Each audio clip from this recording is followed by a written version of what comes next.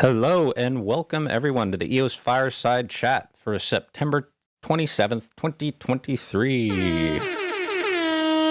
I'm Andrew and I will be your host today while Stefan is on vacation. We got an awesome show lined up today, including 8 topics and several speakers. Today we'll be talking about EOS Sustainability. I'm going to talk about EOS Independence Day. We're going to talk about Pomelo Season 7, which is open for donations today. Also, EOS USDT, which has been listed on ChangeNow, as well as the EOS EVM version 0.6.0, which is now live on the Jungle Testnet, in addition to the August monthly report, and some Upland news. Yeah, there we go. So a little bit of housekeeping first. Thanks, everyone, for joining us. We're live on Discord, YouTube, Twitter, and Facebook. Make sure to like and subscribe wherever you are. We really love it when you participate in the show. So whether it's in the text chat or joining us on the voice stage, we want to hear your thoughts, your comments, and any questions about today's topics. So remember to share memes and emoji reactions for more fireside hype. And don't forget the pop token giveaways. Looks like Jana's shared a link in the chat already.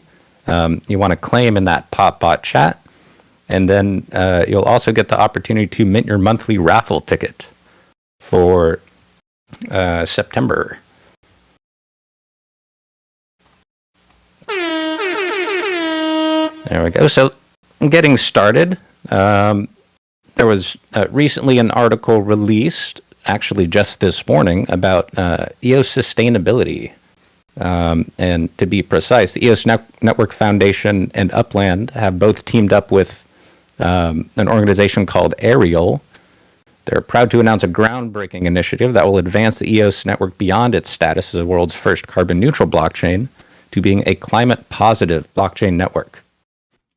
Climate positive in this case means that activity goes beyond achieving net zero carbon emissions to create an environmental benefit by removing additional carbon dioxide from the atmosphere.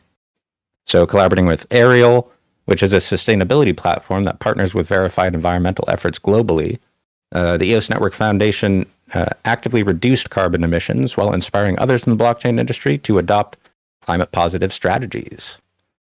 The EOS Network's consensus mechanism consumes significantly less energy compared to many other cryptocurrencies. For instance, a single transaction in the EOS network requires only 1.2 watt hours, making it one of the most environmentally friendly options. EOS ranks among the most environmentally friendly blockchains globally, with an annual carbon footprint of a mere 242 tons of CO2, which has been fully offset since 2018, thanks to the pioneering efforts of the EOS block producer team EOS Authority.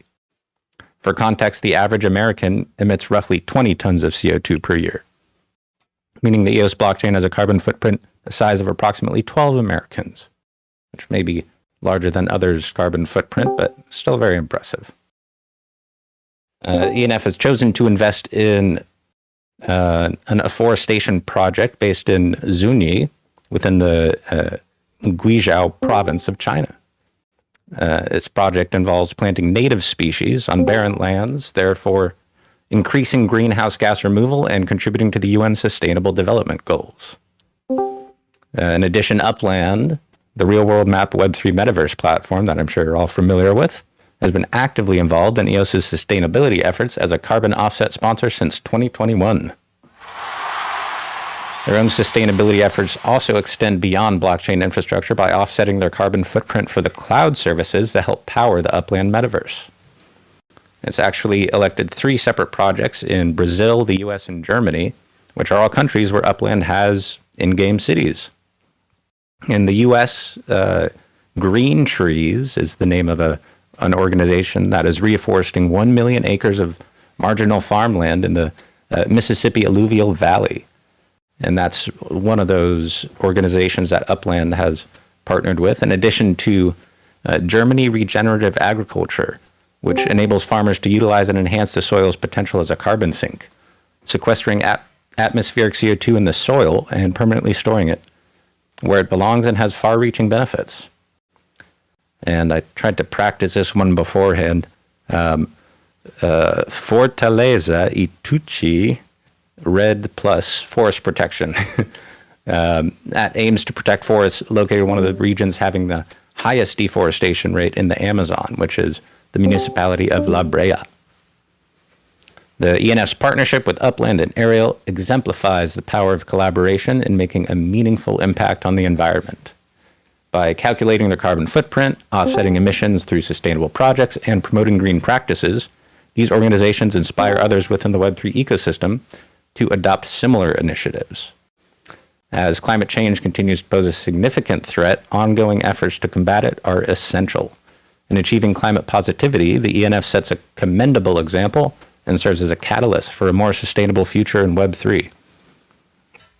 So I was initially somewhat surprised by the extensive news coverage, which I can actually share with you here. It looks like we've got already today CoinMarketCap, CoinCodex, Bankless Times, You Today. Everyone seems to be covering this, and I was I was initially confused by that. Why are all of these people so into this? But then I realized that it refutes the common FUD talking point that blockchains are inefficient and bad for the climate. By becoming not only carbon neutral, but a carbon negative blockchain that offsets more than its own carbon footprint, the EOS network, collaborating with Upland and Ariel, is demonstrating that crypto and climate are not inherently at odds. I think that's an important item there. I'm not sure if there's anyone else on here who'd like to speak a little bit more to that. For those who are interested in hearing from Ariel, their CEO, Andrea Sommer, will be on the EOS Sustainability space on Friday at 12 p.m. Eastern Time. So make sure to set your calendars. And make your way over to, I believe that will be on the EOS Network Foundation Twitter or X space. So, I'll open it up. If anyone's got any thoughts, any comments or questions about EOS's sustainability, I'll open it up to the fireside. I can give some context. Sure, that'd be great. Is this this sounds like Zach? Yep. So this all kind of kicked off. So EOS is the very first carbon neutral blockchain. It is very ahead of its time since I believe around November 2018. So November 2018, EOS Authority kind of led the charge. They took donations from a number of block producers, and they did the very first ever carbon offsets for a blockchain. Since then, it's just kind of become the norm. So this isn't something that EOS is the only one doing at this point. Everyone's doing it at this point. And if you're not doing it, then it's you're not even meeting the status quo. So we see this time and time again every time a bull market comes along. And I know we're not in one right now, but the happening is next year. And this is something we've been doing for the last 5 years. So it was very important to continue it so that we can continue to say that we're the longest running carbon neutral blockchain, for example. So there's never been a time where it wasn't. Because once the media starts kind of picking up on Bitcoin again, and the happening is next year, there's going to be questions of Bitcoin's electricity usage, their carbon consumption, and how it's bad for the environment. Whenever that is in the mainstream news cycles, as a blockchain protocol, or as any even blockchain project, NFT projects see the same thing. You get questions from investors of, are you sustainable? And this initiative is the easiest way. Yeah, we are. We not only offset our carbon again this year for the 5th year in a row, but we went above and beyond by offsetting it by 3x. Some questions came up in Telegram today about the cost. Well, first of all, the cost was calculated based on some surveys. So a couple of months ago, I believe Liam or Laura or both of them, came on here and discussed it. We surveyed the block producers because the energy consumption data that had been being used for the last 4 years was kind of dated. There's been numerous improvements to the efficiencies of the EOS blockchain. So a lot of the numbers that EOS Authority was using in previous years for the carbon offsets was actually higher than what's actually being used. So we got accurate data so that we could showcase what the energy consumption is of the network, and then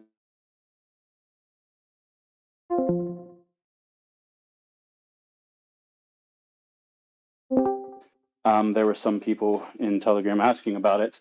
It's a $7,000 cost to the network, and that's half of the cost. Upland also contributed as a sponsor, and that's essentially that's a showcase of how little energy the EOS blockchain actually uses. It's not much at all. But the main thing is, one, everyone's doing it. Two, we're going to get these questions. Upland. So as far as like how this all came about, Upland was the sole sponsor for the last 2 years.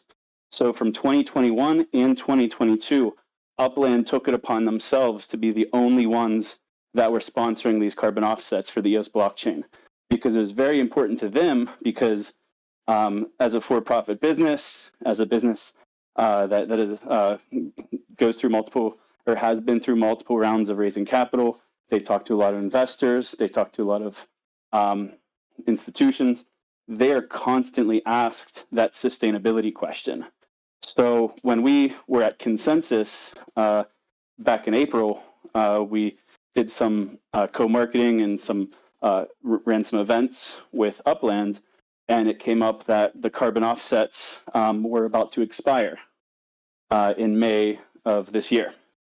So they approached us and asked us if we wanted to partner on it, because it was very important to them, because they need to ensure that they're built on a carbon neutral blockchain that is sustainable, because it's in all of their pitch decks. It comes up constantly in investor meetings, and it was just very important to them.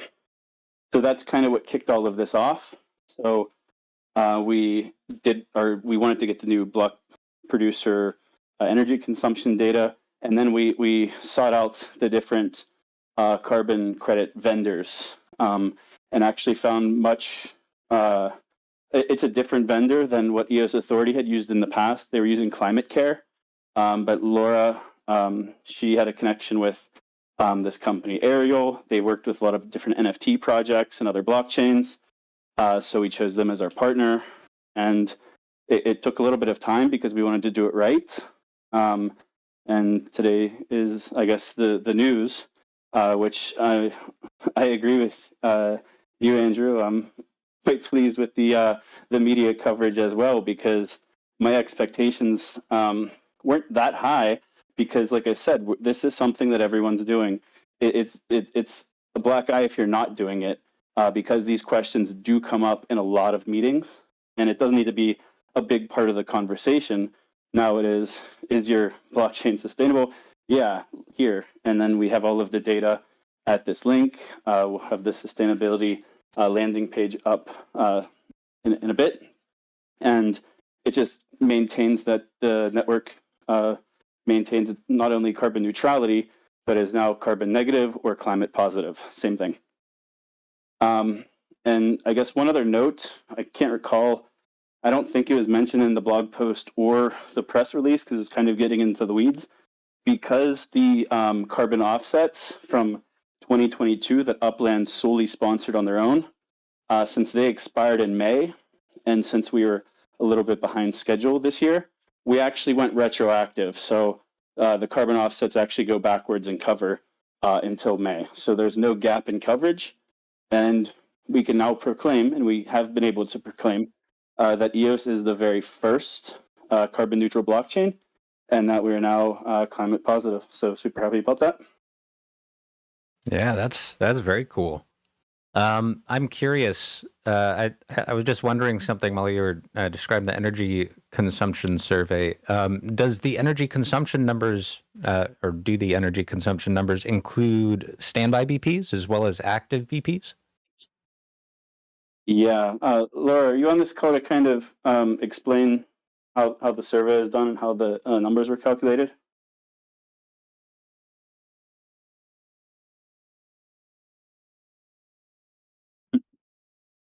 So I don't know if she's on. Let me see. Yeah, if not, no worries. It's fine. They were. So basically, I can't remember how many block producers submitted their data, but we basically took an average, and this is off my memory. We took an average of I can't remember the number of how many block producers submitted, took the average of what their energy consumption was, and then multiplied it by the number of paid block producers. We stopped at where the pay cutoff was. So whatever that number was, 60 something, I believe, is where we cut it off. Because not every, like, once you get to a certain threshold, if a block producer shuts their infrastructure off but never unregistered as a BP, they technically are on the list of BPs, but they're not getting paid. So we stopped at the pay threshold. Yeah, and if you were to include all the other ones too, it would maybe be double or something like that. It's regardless, it's a very low. I think the additional 3x of the carbon footprint, I think that covers all those extra standbys, even if they are still running in their infrastructure. That was definitely factored in, was to go above and beyond, just because there's other things that weren't calculated. I mean, some block producers run history APIs and some don't. So there's other components to it that weren't able to be calculated accurately.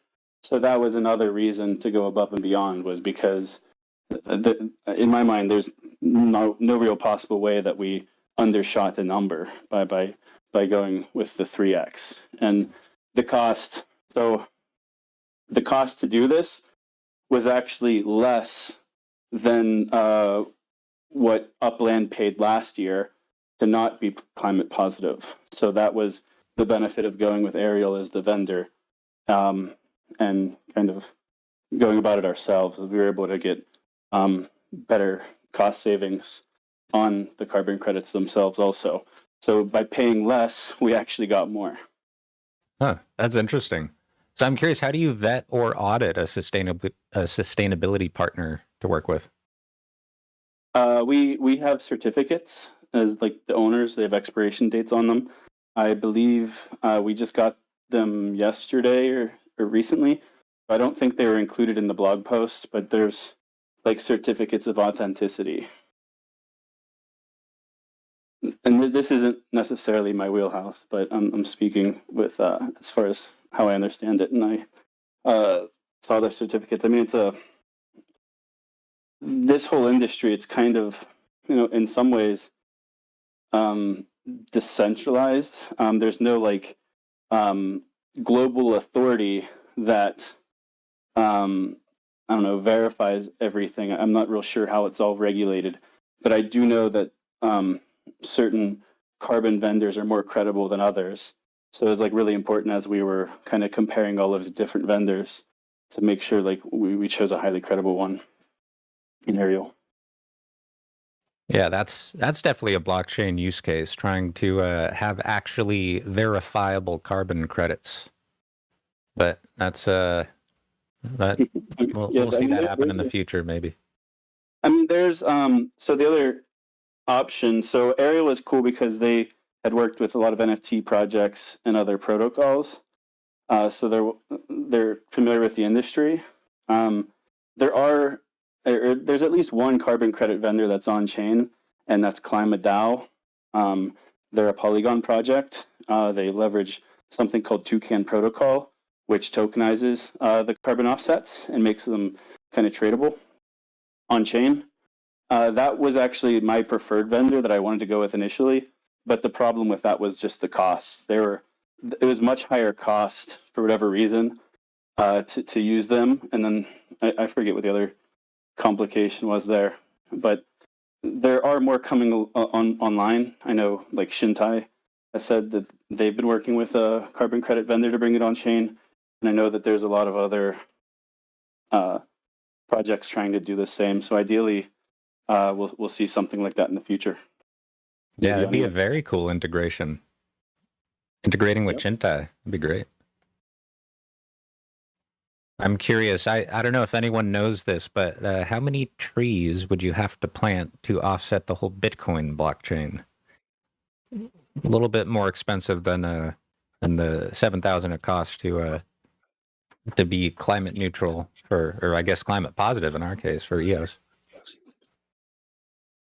So just to be clear, it was double. Like that was the cost to the network. So Upland also covered 7. So just to be Oh, I see. Okay. Yeah. Still, it's probably Exactly. substantially Yeah. more expensive on Bitcoin. Yeah, in years prior, EOS Authority through their sponsorships it was around 16K to just be carbon neutral. So I don't know where the disparity was there, but I wasn't involved with it. So what's the answer? How many trees? I do not know. This was a calculation I had not done yet. But it would be a lot. No one's really talking about this stuff right now, but as soon as Bitcoin starts making the news again, it's going to hit the news cycles of how bad crypto is for the environment. And when that happens, like we're prepared, and we're doing our, I guess, duties as human beings to make sure we're not leaving the world in a worse place than we got it in. Yeah, and it says 430 million trees. Jeez. Better start planting them, Lovejoy. Yeah. Don't worry, I planted many trees this year already. I was gonna say though that like I got into this debate about this topic with somebody, and it's kind of interesting because like in an ecosystem, I don't need to go full on ego warrior on you guys, but like an old growth forest sequesters way more carbon than a patch of land with the same number of trees. Like there's just no comparison, and it's really hard to calculate that. So I applaud efforts to reforest the earth in different places, and then there are people that be like, we've got more trees now than we've ever had, but um, it's all a matter of quality, not quantity. Anyway, I've been trying to do my part. Expect to talk about it this much, but sure, keep going if you want. Or I don't know what else is on the agenda. We can move on to. Yep. I was just going to mention I did plant an avocado tree. I'm trying to do my part, but then it died. So nice. Well, it dying is not as nice, but well, it's not quite dead yet. I'm still holding on hope. Looks very, very sad. It's a Monty Python throwback right there. Yeah, turns out you need to water your plants if you want them to survive. Funny how that works. Yeah. Any other thoughts on this item here? I'll put on a little bit of music. I was just going to mention that you need 2 avocado trees also for them to bear fruit. So you might need another avocado tree. Yeah, specifically, there's avocado trees that fall into the A category and the B category, and one of them opens up as male in the morning and then female at night, and the other one opens up as female in the morning and male at night. I'm assuming that's what you're referring to. Yeah, that's correct. That's amazing. Yeah, I've done my research. Just didn't water them. I love this botany moment on the Fireside Chat. You never know what you're going to learn. I've got a question for Zach. Did you guys contact ChangeNow and talk about working with them, because they're way beyond the first step on this. They're deep. I don't know how closely you're following that. They're quite deep on this, and they're actually prepared to start trading carbon credits, and so that could be something that could be bought and sold and by So I'm curious to know if you made that. Maybe. Yeah, so maybe next year. None of the platforms were live to actually buy the credits, so that was the issue. And keep in mind that like this process began, I don't know, roughly in May. So it was even a few months prior. So they're even less far along. So it just wasn't a viable option for this year. Okay, I got it. Are you tracking what's happening in with regard to the Chinese government on this topic?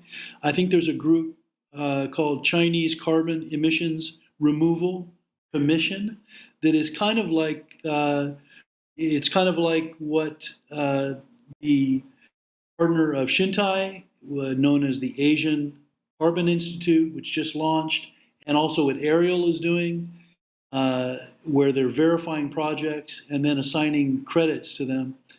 Are you tracking what they're doing?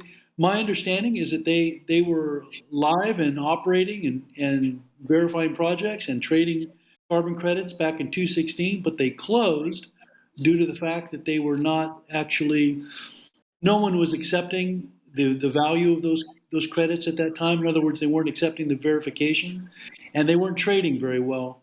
But they're reopening next month. They're reopening in October this year, and I'm just wondering if that's, since I think you invested in a project in China. I think that's what I heard. Is that's where you're gaining some of your? Yeah, Are I you mean, aware? no, I'm not aware. This isn't like, sustainability is important, and we did the offsets, but it's not necessarily the top.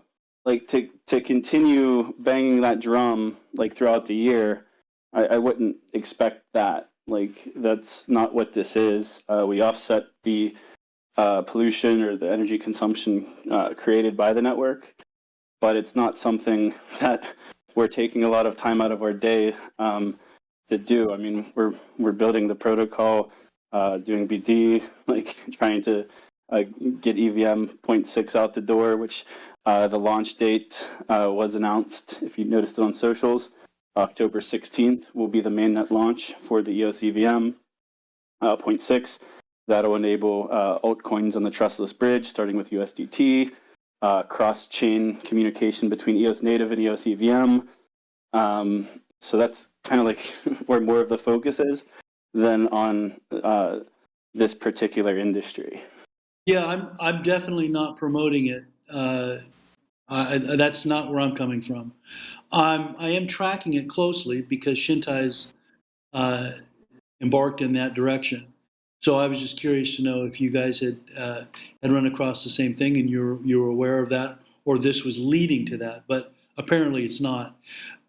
Just as an aside, I would ask if anybody has done their own personal test and see where they rank, and ask themselves if in the future they may be asked by their bank, especially if they bank at JP Morgan, if they will be asked to buy credits or be forced to buy credits, be mandated to buy credits. I took mine. I'm not going to disclose exactly what it was, but I took it. And I consider my lifestyle at this moment to be quite modest in that respect. And it looks like I was above the average. So according to the test that I took. So it's something that we should all be very aware of. It's likely to impact us because the most powerful institutions in the world are getting behind it.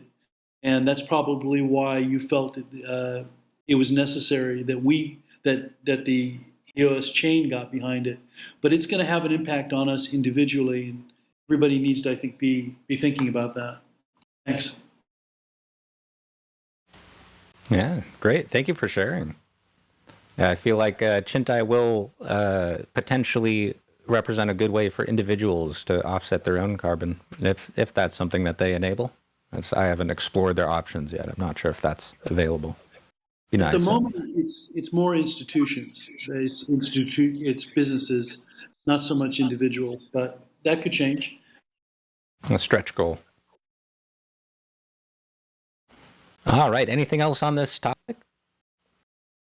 We got plenty more to talk about today. Sounds like maybe we can move on. So our next topic is EOS Independence Day, which was last week, technically, but who's counting? September 21st is EOS's Independence Day. 1 year ago, or I guess 1 year and 6 days ago, the EOS community reached a massive milestone with the upgrade to Antelope Leap 3.1. This hard fork upgrade solidified the EOS community's independence from the old code base that had become problematic due to the original maintainers' neglect. Welcomed the new era with the network shifting to the Antelope Leap codebase, maintained by a coalition of EOS, Telos, UX Network, and WAX. To celebrate this milestone, the .gems team is launching a new giveaway. The giveaway involves the EOS Moment NFTs. I don't know if you remember those that were released to celebrate the recent 5-year anniversary of the EOS mainnet. Prizes of 21 EOS will be drawn every month for collectors who hold the full set of 21 moments, and that is 21 EOS to each of up to, I believe, 20 users who hold the full set of 21 moments, and a monthly pop token raffle ticket. The EOS Moment NFTs can be earned through the monthly raffle, and they can be collected on the Atomic Hub marketplace. I've got the specific Atomic Hub link here. I'll share that in the chat, because I can get that figured out. Kind of hold the base. Nathan James noticed my misspeak there. There's been a lot of recent trading activity on Atomic Hub for these EOS moments. I was checking in, and there used to be maybe one sale every few days, but now I see dozens of sales per day. People seem to be excited about this giveaway. You can find some contest details. There's a few sort of more down to it details here. You can find those details on this EOS Network Foundation post. Oh, the one that Yana just shared, and I did too. Do we have any EOS moment collectors out there who are sort of doing their part to to pump up those EOS moment sales numbers? Hey Andrew, how's it going? Oh, that sounds like our normal fireside host, Stefan. That's right. Checking in with you guys, and just wanted to share a bit of my thoughts on this promotion and kind of how we went about designing it. I mean, Andrew, you got the gist of it. That's right. Whoever's holding the sets will be rewarding them with additional prizes every month, along with the monthly pop token raffles. And another element of this promotion is that I went out and I bought all of these moments right before this promotion was announced in order to make it fair for everyone. All of these moments, all of these crates, all of these capsules that were bought. So if you had some on the market, boom, you got your asking price, no worries, as long as it was reasonable. They're all being put back into the Party Cracker prize pool, which are distributed through the monthly raffles. So all of those moments are still staying within the community, and this promo is designed to reward the people who held on to your moments, who were active on social media this year, helping us promote all things EOS. And so hopefully, this adds a bit of excitement to the monthly raffles, to your EOS moments collecting journey. And yeah, we'll be giving prizes for many months. 20 prizes of 21 EOS every month. If there's more than 20 holders holding the full set, which I think is unlikely at first, maybe eventually we'll get there, we'll be adding some 1 EOS prizes to make sure everyone gets a prize, and it will be randomly drawn to see who gets the 21 EOS prizes. So if you collect your set early and you buy these monthly raffle tickets every month for the next couple of months, then you'll be eligible to win this bonus prize pool for everyone. So most of these pop tokens, of course, are given out on this fireside. There's also the Chinese fireside, Spanish fireside. There's all of the EOS synergy shows that EOS Supports puts on. So all of our most active EOS community members are going to be rewarded through this contest and through these NFTs. So I hope you guys enjoy it. I'm enjoying my vacation, spending lots of time outdoors. Actually, kind of funny, we're talking about sustainability. I was just out there in my yard pushing down trees and breaking all sorts of trees and branches, cleaning up some storm debris.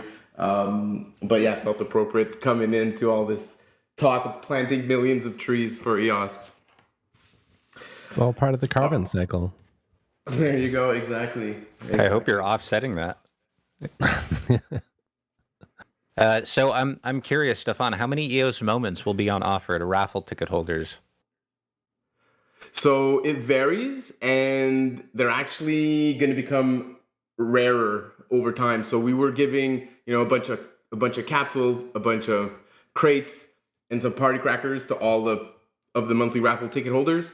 The amount of crates is going to go down over time. So most of the time, you'll be able to get maybe one moment per raffle ticket. But of course, there's other prizes in there, etc. So it's not guaranteed you get a EOS moment when you hold raffle tickets.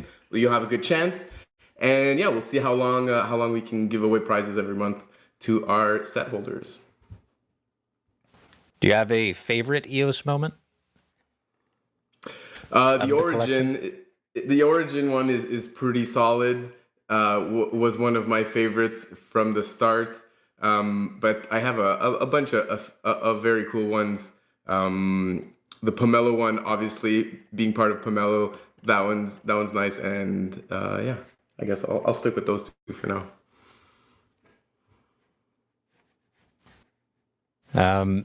Also, I don't know if you know the answer to this question, but I was wondering this. Are the 21 EOS moments a reference to the 21 block producers, or maybe the 21st day of September, the EOS Independence Day, or something else? Yeah, all of it. All of the above. Let's add 21 million Bitcoins in there. Why not? Feels like 21 is a pretty popular crypto number, so felt appropriate. It's also the target in blackjack, which I realize poker is your game, but I've played some blackjack. Don't worry. When I'm done playing poker and I've had too many drinks at the casino, I may blackjack table from time to time. Looks like. But yeah, I'm gonna head out back to my yard. Gonna go push down some more dead trees and let you keep on doing a great job here hosting the fireside. Well, that's great. Thanks for joining us. And yeah, I guess I won't judge you for the fact that you're sort of doing the opposite of what the EOS network is doing here, trying to plant trees. Hey, they're dead trees. You got to do what you got to do. Exactly, right? I try to only push down the dead trees. My girlfriend, however, wants to cut down tons of trees and put some flowers, or I don't know what she wants to do. But I've been resisting for the betterment of humankind about her desires to cut down my trees. I think it's also better for the trees, just because, I mean, for, forest fires, that kind of thing. That'll Plant your girlfriend. Zing. Sure. All right, guys. See you all in a couple weeks. Awesome. Thanks, Stefan. Appreciate you joining. Thanks, Andrew. So I got a question for the community now. Do you anyone have any favorite highlights from the past year of independence that they'd like to share?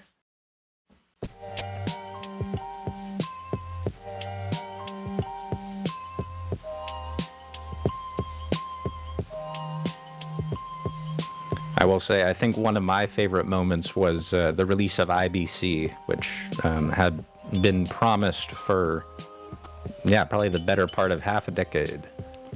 And then, wouldn't you know it, ENF engineers were able to, with the help of the Antelope Coalition, get it all squared away. So that's a very impressive milestone.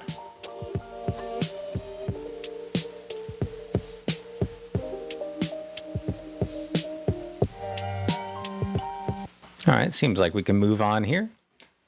Our next topic is Pomelo Season 7, which today is open for donations. Nearly 40 projects have already been approved, and as the team gets through the backlog of grant applications, more approvals are on their way. Grants that have been approved can sign up for the Pomelo pitch sessions, which are held on Twitter Spaces, as well as 10-cent VOOV, which I just looked up the other day. Kind of looks like their version of Zoom. And then rapid fire pitch sessions will be happening here on Discord. So the Pomelo Spaces pitch sessions, those are on Twitter Spaces or X Spaces in English. You get to pitch your project in under 5 minutes, or up to 15 pitches per session, which means that the pitch sessions can last up to 90 minutes, depending on demand. There will be Spaces number 1 will be on Friday, September 29th. That is this coming Friday at 1600 UTC. The following Friday on October 6th will be our second Pomelo Spaces in English. October 6th at 1600 UTC once again. And then number 3 will be on Friday, October 13th, again at 1600 UTC. And then we've also got the Pomelo Pitch Sessions Chinese edition, which will be hosted in Tencent or VooV meeting in Chinese and also in English. And that will be hosted by the EOS Nation Asia team. It's a great opportunity to share your project with the Chinese community. It's hosted in Chinese with a translator present and available for English pitches. Non-Chinese participants should download the English version of Tencent Conference, which is VooV Meeting. That's voovmeeting.com. You can find all of this information on the pitch session application sign up, which I will share here in the chat.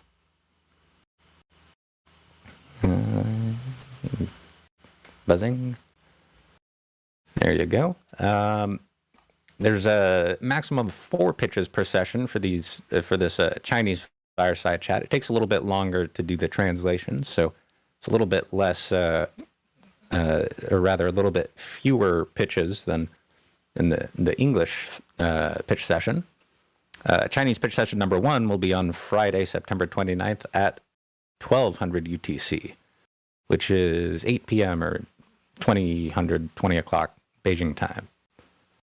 Number 2, Chinese pitch session number 2 will be on Friday, October 6th, again at 12 o'clock UTC. And then Chinese pitch session number 3 will be on Friday, October 13th, again at 1200 UTC. Also got the Korean edition, Pomelo Pitch Sessions Korean edition, which that one will be on Twitter Spaces and will be in Korean, English, and Chinese. It's hosted by the EOS Nation Asia team, along with Max from Eden, Korea. It's a great opportunity to share your project with the Korean community. It's hosted in Korean, supportive of English and Chinese presenters, with English and Chinese projects each explained briefly in Korean. Again, since we got this translation, each project gets 15 minutes, 5-minute description, 5-minute explanation, and then 5 minutes for Q&A. And again, probably 3 to 4 projects per session for this one. Korean pitch session number 1 will be on Thursday, October 5th at 1200 UTC. And then Korean pitch session number 2 will be on Thursday, October 12th at 1200 UTC. And then finally, we've got the Pomelo Rapid Fire pitch session, which will be hosted right here, if you're in the Discord, on the EOS Community Discord in English. And that will be hosted by myself. It's a great opportunity to engage with the community and introduce your project during a popular event. Each project gets 30 seconds to present.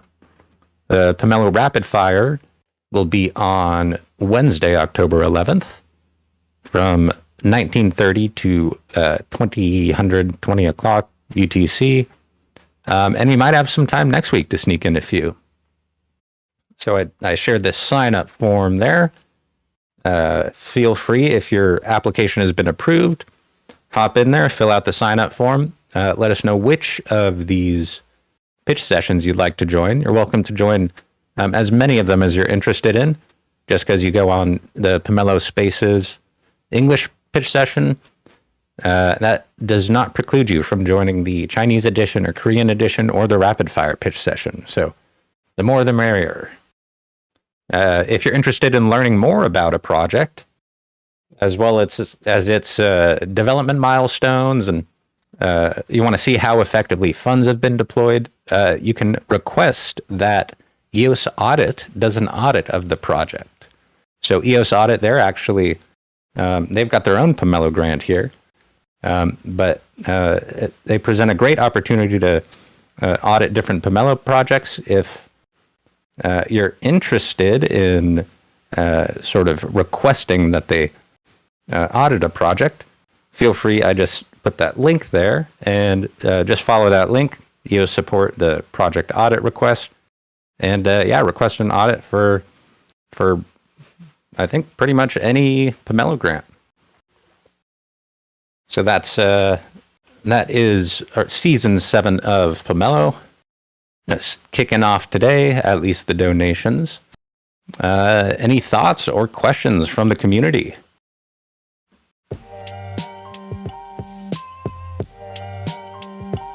Nice. Looks like Marcus shared the EOS Audit Pomelo grant there.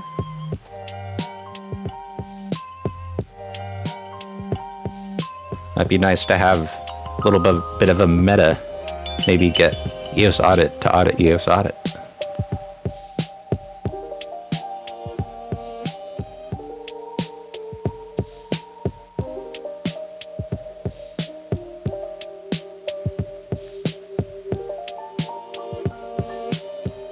Anyone have some favorite Pomelo grants they'd like to share?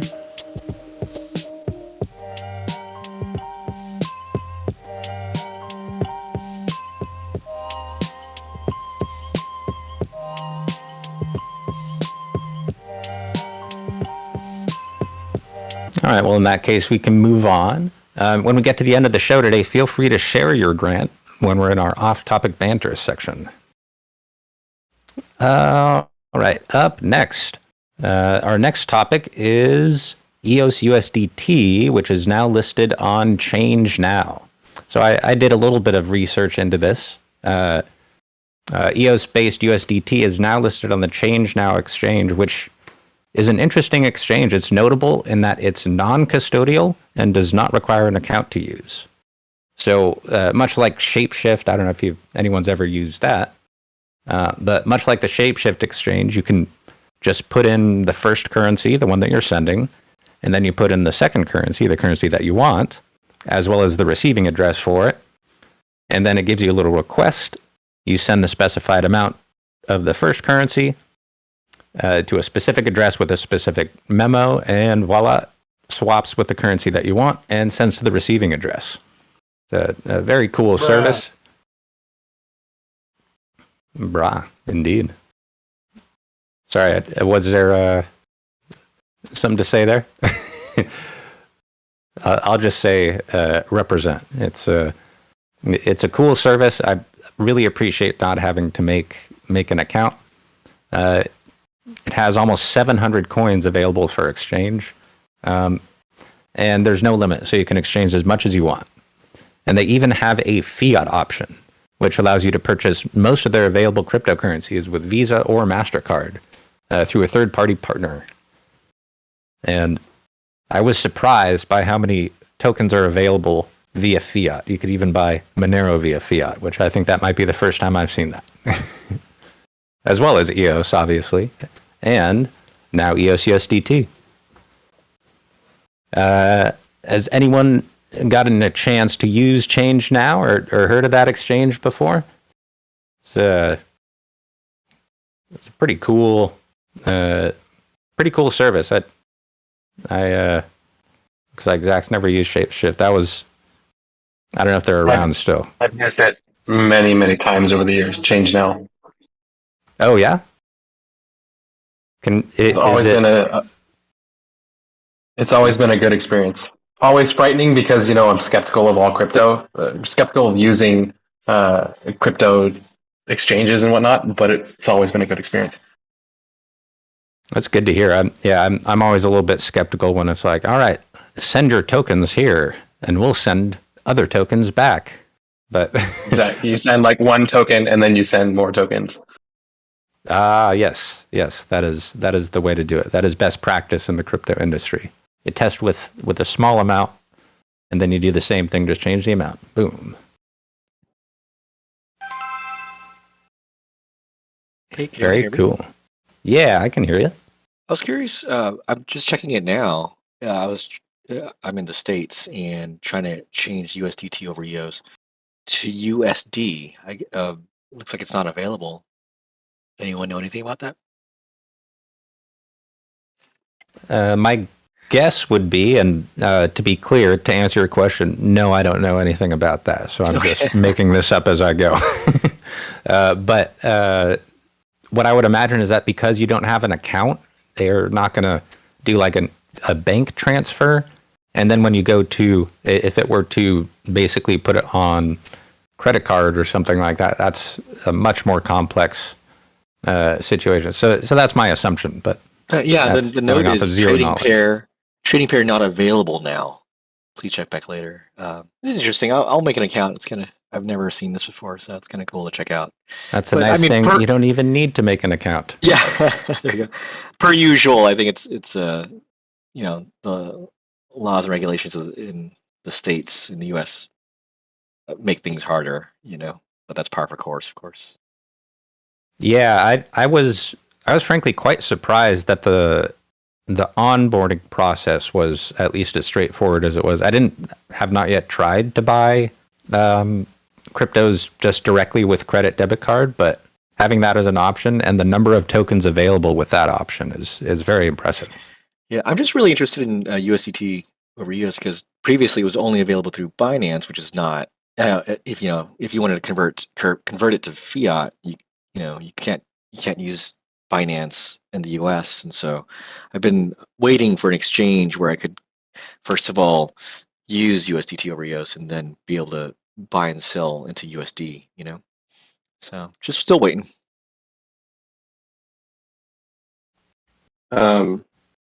I can provide a little color to this.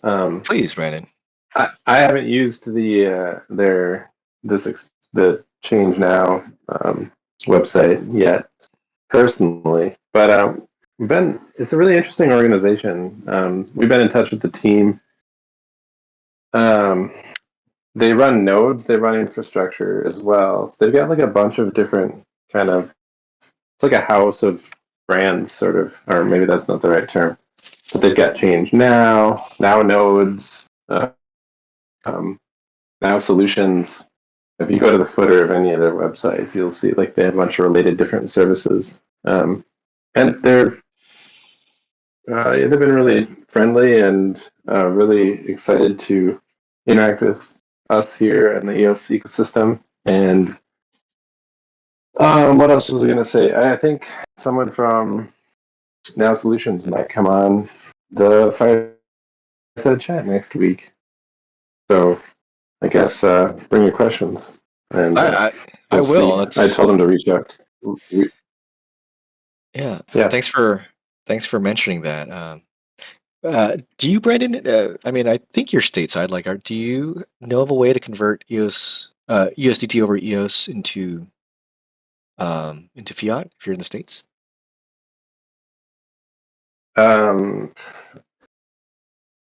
USDT, EOS. I don't know. I usually I use Kraken personally, and so I send everything to Kraken, which never had any problems. I don't know that I've ever.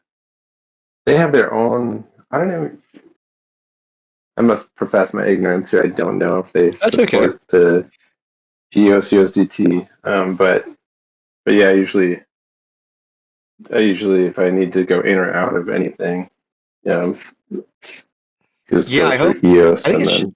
I think it's just two exchanges right now. If I'm talking about centralized exchanges. It sounds like Change is kind of like a hybrid, but Binance and Change, aside from all the DEXs, of course, that support USDT over EOS. So looking forward to it. Hopefully maybe Kraken start supporting it eventually, or Yeah, that'd be great.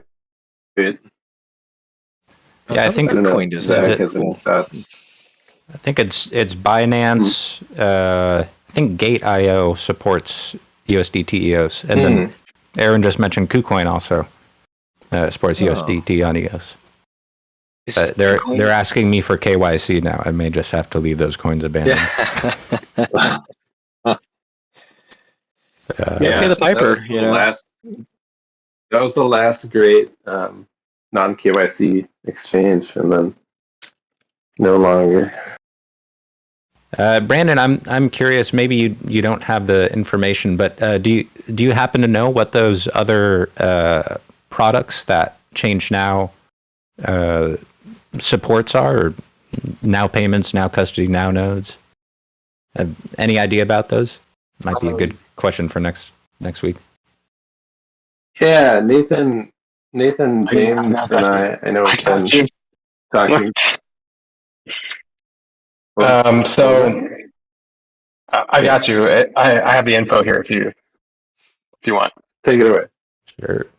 All right. So there's ChangeNow, which is the entity for the I guess like swaps.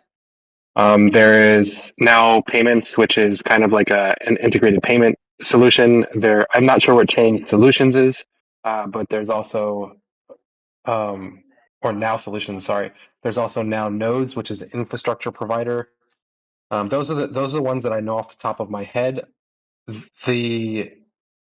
When they come on in the future, one of the issues is that those entities are very segregated, so they might have some overarching information about what the others do and what they are, but I doubt that they'll have kind of intricate inner information about ones that they're not a part of. So, for instance, if Now Solutions comes on, it's unlikely they'll be able to answer the questions about KYC in the United or why USDT is not enabled in the United States, because they're just a completely separate entity run by a completely separate team under an umbrella corporation. Seems potentially wise given the big question marks in the crypto industry. Yeah, that's definitely most likely one of their reasonings for doing so. But also, I think it's just great from a project perspective because they are able to focus the entirety of their resources in one direction. Yeah, for sure. Makes a lot of sense.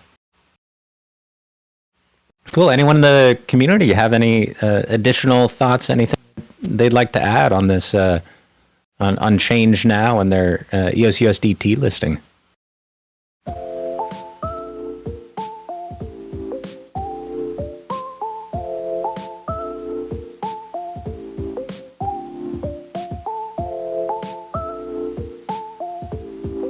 Sounds like we're pretty satisfied with that one there.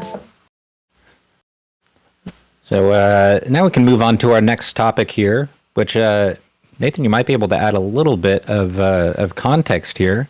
I'll let you know what I know, and then you can fill in the holes in my knowledge. So this is some breaking news for EVM fans. Version 0.6.0 of the EOS EVM is now live on Jungle Testnet for testing. And as Zach mentioned earlier, October 16th will be its release to mainnet.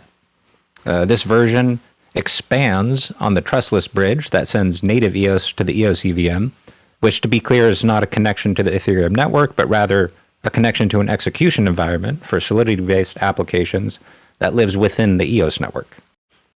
This release adds 2 new mechanisms which provide the foundations that are necessary for other components to expand the trustless bridge far beyond its initial capabilities. The idea here is being able to not only bridge EOS to EOS EVM, but also to bridge other assets such as USDT, and presumably just any token on the EOS network that you'd like to bridge over to EOS EVM. So there's 2 new capabilities. One of them is called a call action, which allows EOS accounts to trigger EOS EVM transactions, and then bridge messages, which allow messages to be sent from EOS EVM to EOS native. And the release of these bridge contracts demonstrates how these mechanisms can be used to enable other tokens on EOS, like USDT, which I mentioned. And that would be using the same trustless bridge that the EOS token uses when it's moved over to the EOS EVM. So that's my understanding of it. Now, I would like to open it up to anyone who might have some more context on that. I mentioned Nathan because I know that you're much more knowledgeable about these things than I am. So if you got any additional context, feel free to share. You did an excellent job. You hit the nail on the head there. The one token that's going to be supported right now with the one token that we aim to support immediately was USDT, but the integration that actually happened, the code that was developed, is a little more dynamic than that, right? So it allows other tokens to be enabled in the future, though we are limiting to this one because just limiting the surface of a brand new technology. The two different things. So the call function that you had mentioned and the bridge messages tie into what we had discussed last week. So there's this concept of the back and forth integrations between the EVM and the EOS native network. This is what we broke out the whiteboard for last week. And this is really opening those things up for testing. One of them is open for everybody. So the call function, which you do from EOS native into the EVM. So you're able to call EVM actions or EVM functions from the base layer from EOS native. And the other one, the bridge message, is currently locked down. So we're finding a way to implement a system to open this up to people in the future, because there is some kind of concern there around consumption of resources of the relays, the miners who sign transactions for people on the EVM, and we want to make sure that that doesn't get exploited. So until we have the future development required to make this more accessible without those concerns, we're currently limiting this to people that are whitelisted on that contract. And in this case, that happens to be the USDT contract to start. But this very much is opening up new capabilities for EOS, where we have the ability to go cross VM, which is not something you see a lot in blockchain at all. It's quite novel, and it opens up a lot of possibilities, especially something we were talking about yesterday, which is cross-chain swapping. So liquidity pools that exist on two different VMs. Well, they're not cross-chain yet. Cross-VM swapping. Liquidity pools that exist across multiple VMs, but are used as a single liquidity pool, as well as the ability to arbitrage this. There's new possibilities for earning potentials, et cetera, et cetera. So some pretty cool stuff is being opened up. Yeah, that's very cool. And from what I'm looking at, it looks like, well, not quite yet because the bridge messages need to be on a whitelisted contract, but sort of in theory, you can basically take this same EVM bridge contract and deploy it to essentially transmit your whatever tokens you want that are on the EOS side over to the EOS EVM side. So those bridge contracts, it didn't have to come from us, right? This is something that we actually discussed on a call yesterday, which I thought was a really interesting point. The bridge contracts didn't have to be deployed by the foundation. They could have been deployed by anybody with the new functionality of call and the bridge message. We happened to do this because we want to dog food our own material, and we had a goal of enabling USDT across the VMs. But anybody can take this technology and build either this or similar things on both VMs to support this kind of cross-VM compatibilities. So to answer your question, TLDR, yes, you could do this for any token on either the native side or the EVM side. So from a customer perspective, let's say that I have some USDT on an exchange, and let's say that exchange has EOS USDT enabled. So like we were talking about Binance, for example. Does that mean I can take my USDT and send them directly to the EVM contract? And then I could then take that and transmit it over this bridge to EOS native? Is that a potential use case? It is. One small clarification is that there's a new address to send stuff to, so it won't be eosio.evm. It'll be eosio.evm in. This is going to be explained in some other materials, but a relayer.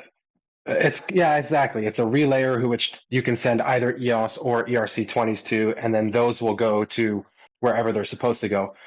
because they are different contracts, and we didn't want to pollute the EOSIO.EVM code with more complexity because it's just getting quite large and it serves multiple purposes now. We wanted to make sure that it had a singular intent.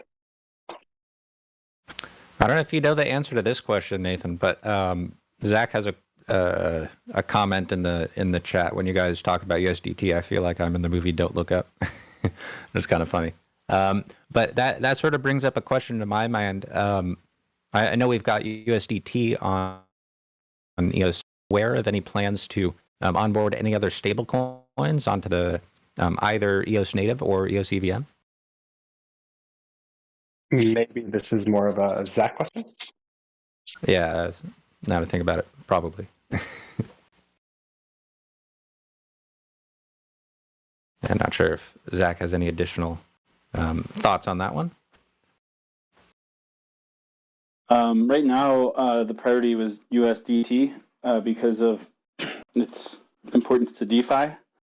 It's definitely the most used. Yeah, I mean, as Nathan mentioned, like we had a call last night with the engineers and product to kind of discuss some of the next use cases. So there's just no process in place. As Nathan said, anyone could deploy the contracts for the token contracts, but I think there would need to be a process with the EV or EOSIO.EVM in account to recognize additional tokens. So I think it is something that will happen, but I'm just not familiar enough with the requirements and risks and things like that.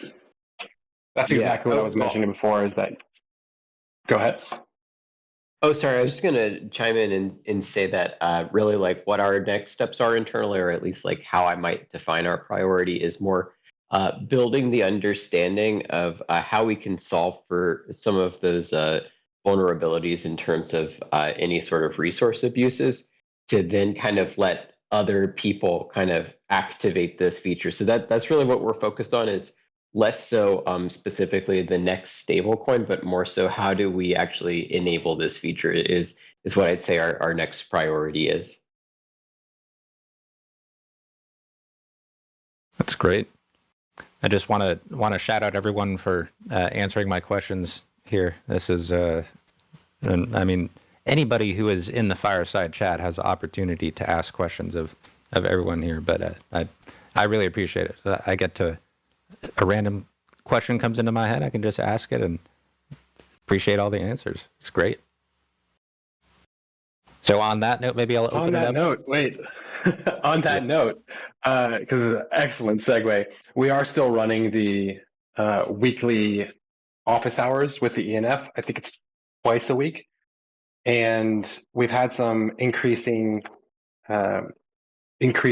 a number of increasing people come to these calls. It's been a wonderful experience to be able to have people just ask questions. We can candidly sit there and just talk about EOS and the ENF and the thing we're doing. And I really, if anybody has questions and you don't feel comfortable asking them in this forum of the larger forum of the Fireside, you are more than welcome to join those calls and just come say hello. You can put questions into the text. You don't even have to talk, but we're really trying to show that we are here. We're more than happy to answer questions that we can answer, and just provide a little bit more community feedback and get feedback from the community.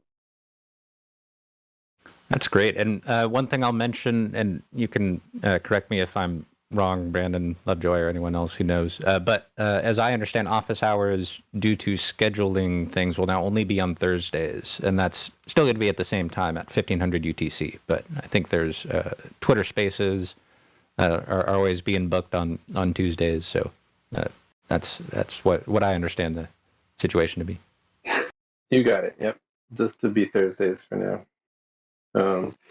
Is that graphic not updated? But that'll probably start next week, I believe. Yeah. Nice, but yeah, I can shout out the office hours. It's a good format to ask questions. I noticed Aaron has an interesting question here. There was a mention of the new EVM deposit method.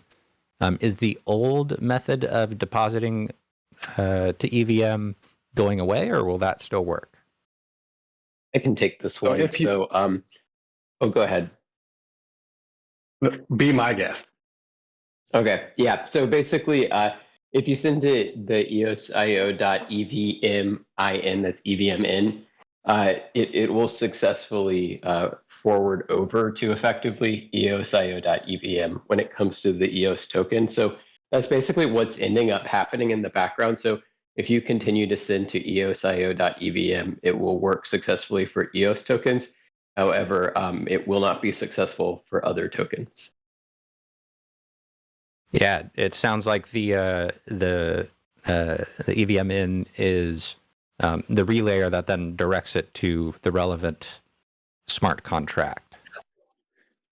That's correct. Yeah. And the entire idea there is just that we're hoping to successfully relay those things for the user so that they don't have to think about it, at least when it's kind of the most commonly accepted standard that it would be processed for. Great UX choice, in my opinion. Yeah, so like all the existing documentation, even all of the older like blog articles are going to be updated. Some of them are already updated if it's in reference to the testnet. So as everyone said, like right now you could only send EOS anyway. If you send USDT to eosio.evm, it was just getting stuck there anyway. So that'll I'm not sure if it rejects it now. I think that might be the case. Steven, are you able to confirm that if it'll just like reject a transaction if you try sending an altcoin Yeah, to EOS EVM? Yeah, It does. yeah, It only accepts EOS. Yeah. So it'd be hard to make a mistake. Your transaction would just fail, and you might not know why. The error message won't be an error message that tells you that. But then all the bridge front end. So most people use the bridge front end to do their transfers. So that just kind of automates it for the user anyway. So it'll just go to the right account. The people it would impact the most are the ones who are kind of withdrawing from an exchange. And for those people, it's just a re-education process specifically for the people who have been around for the last couple of months who were exposed to the original deposit account. But we anticipate like there will be more new users than old users. So for those people, the only account name that they're going to know for these exchange withdrawals is going to be eosio.evmn. And all the documentation will reflect that. All of the graphics will reflect that. And all of the messaging will reflect that. Want to give a quick shout out to the ENF product team. It seems like you guys have been thinking a lot about user experience and user interface, and it really shows. There we go. I know we needed a sound effect there. All right. Anyone else have anything they'd like to share? Any questions about EOS EVM version 0.6.0? Have at it. Could I step back to the now payment? Yeah. Sorry. Didn't catch that. Question for Nathan. Just a quick peruse of the website. I noticed recurring invoicing and also on-chain subscriptions. The on-chain subscriptions aren't quite ready yet. You got to join the wait list. Do you have any idea of when that might be available? On-chain subscriptions Sorry. On website? on the Now Payments website. Oh, I'm unclear on that. Yeah. That I think is a better question for next week. I think next week we'll have we'll see. It sounds like ChangeNow and the associated other products don't really have much crossover as far as the Venn diagram. But definitely they would be more likely to know the answer to that one than Okay, look forward to that. I do for sure. Cool. Yeah, I'm pretty sure they do all talk to one another. It's just that they're different teams. And I don't know who we'll have next week yet, but they did express interest in joining. So we'll see who we get from which team, and I guess we'll focus on whatever they're able to address. Yeah, Stay tuned. I would be curious about that. I know, Perry, you've had questions about that before, so it'll be interesting to explore that. What's the nature of the relationship? Or who's paying who? Or in that relationship? I think it's probably a Um, mutually beneficial kind of thing. Yeah, If you got more. there's no financial relationship between the two. I think what it is they're longtime EOS fans. Essentially, they have been involved in the EOS network for a really long time, and now that there's kind of the ENF to interact with, they reached out to us, and we're just looking for mutually beneficial ways to build up the network. I have a funny story about this. Yeah, go for it. So I was reached out to on Twitter one day by somebody from one of their corporations who had said, "Hey, we're looking for X person's name. We can't get in touch with them. We haven't been able to get in touch with them for months and months. Is there anybody on your team that can help us?" And I wasn't familiar with the name, so I asked them where they're from. And apparently, Block One just ghosted them. And they had done all of this work to raise these nodes. They have internal. So the way that now Nodes works is they just have B2B operations with other providers, and they've been doing about 140 million requests for their nodes for EOS over the last maybe a couple of years. And they just had like no support from anybody because everybody was just gone. So they reached out, and we've had really, really good cooperation with them ever since. So I guess we can thank Block One for ghosting them. Huh, that's funny. Yeah, and so Nathan was talking to Now Nodes, and I was talking to Now Solutions, who kind of came in through the ecosystem intake form, and we didn't realize at the time we were both talking to two branches of like this one common entity. It was very interesting. At first, I was like, "What's going on here? this is shady." Then we figured out what was going on, and yeah, they're really cool people. Who owns that company? Anybody notable? I have no idea. Yeah, Just seemed very, very well organized.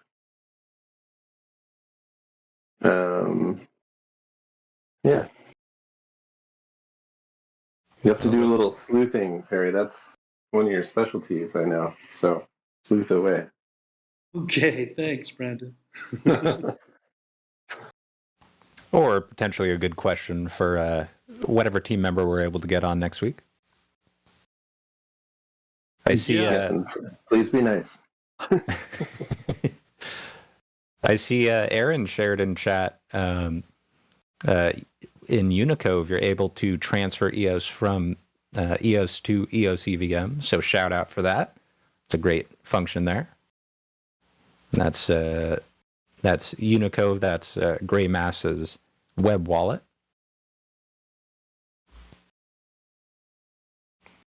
And as Yana pointed out, don't forget to register in PopBot chat. I got Pop token number 42 this time, which is also a nice meme number. That's constantly my goal. All right. Anything else on our on the new EOS EVM version 0.6?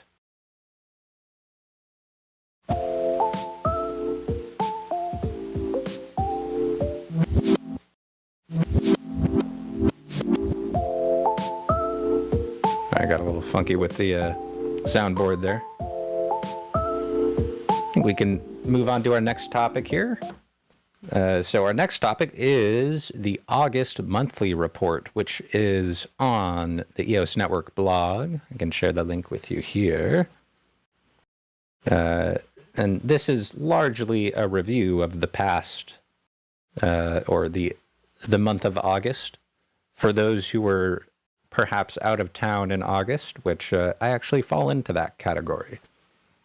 So this is exciting for me to read, catch up on a couple things. I've been keeping mostly up with the community, but there's some good stuff here. There's EOS Labs, which there was lots of conversation about that on the Fireside Chat. Also, some updates to the EOS EVM. We got it powered by EOS for Owlando.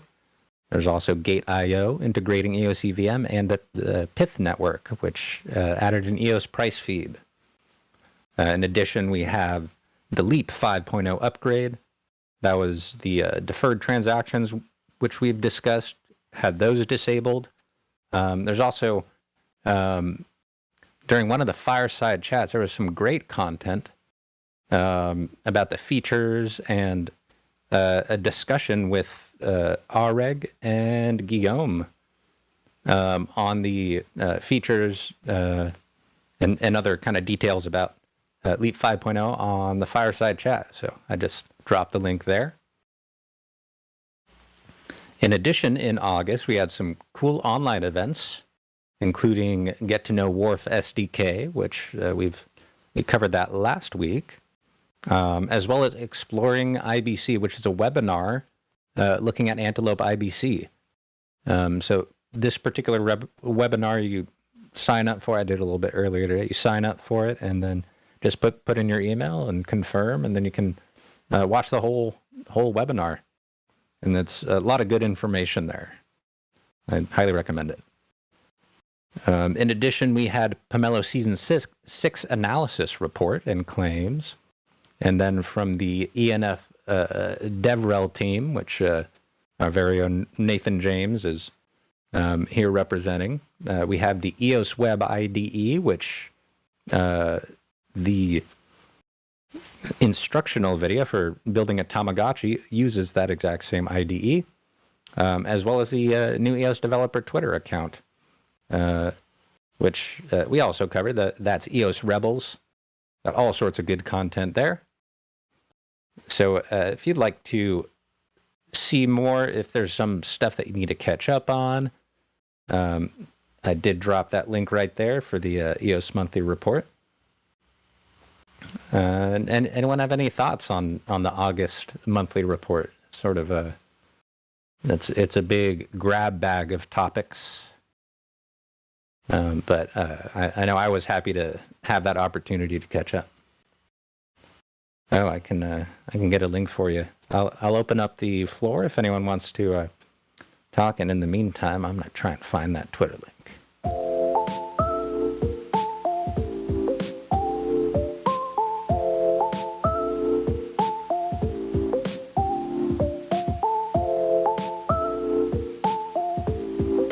I wonder who's going to build the first Tamagotchi app. Is it going to be... Do we have a Tamagotchi challenge? That'd be a good challenge.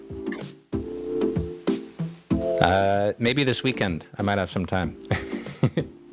Or maybe Lewis will. He just got the link to the Twitter. Perfect opportunity. You heard it here. The first one to deploy it, 50 EOS. Oh, there it is. Nice. That'll be good practice for deploying a smart contract. I've never done that before, or at least not to a mainnet. It'll be exciting.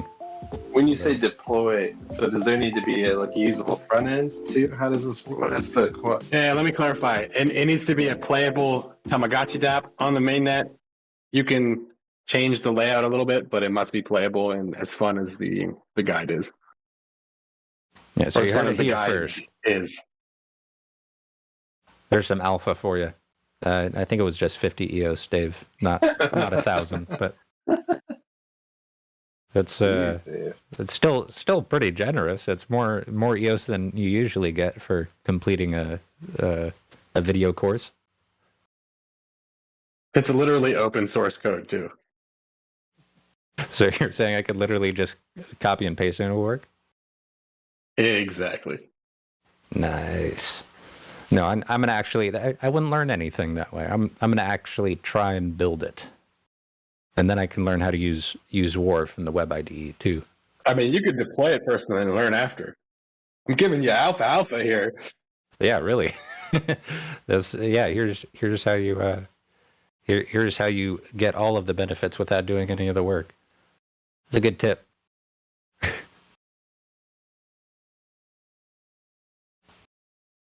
I'll tell you Very what we'll do cool. next fireside. I'll collect all of the transaction IDs and see which one came first. We'll shell out some prizes. Nice, I like that. That's the nice thing about the blockchain is it's publicly auditable.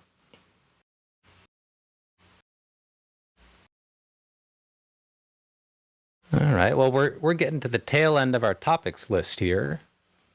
Anything else on the monthly report before we move on?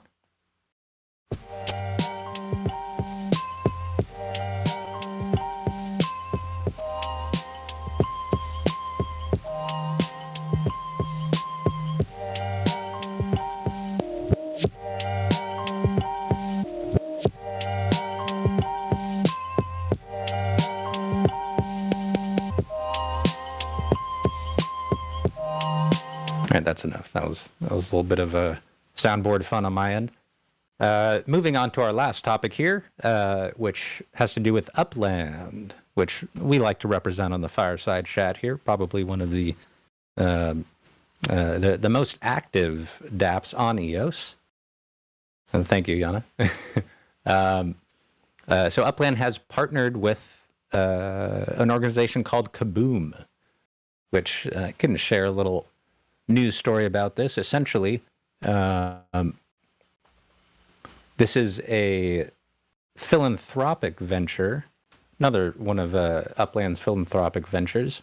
They're launching an NFT collection to fundraise for Kaboom, which is a nonprofit that builds playgrounds in historically underserved neighborhoods. Essentially, it's going to manifest in a unique fundraiser where the metaverse's in-game map assets play a pivotal role. They're launching an exclusive NFT playground collection, which consists of 1,800 NFTs. And the sales from these NFTs will be channeled directly to Kaboom, although Upland will retain a 10% transaction fee. The NFT playground designs were designed by an Uplander with graphic artistry prowess named Danny Brown Wolf, who created 5 distinct playground designs within the collection.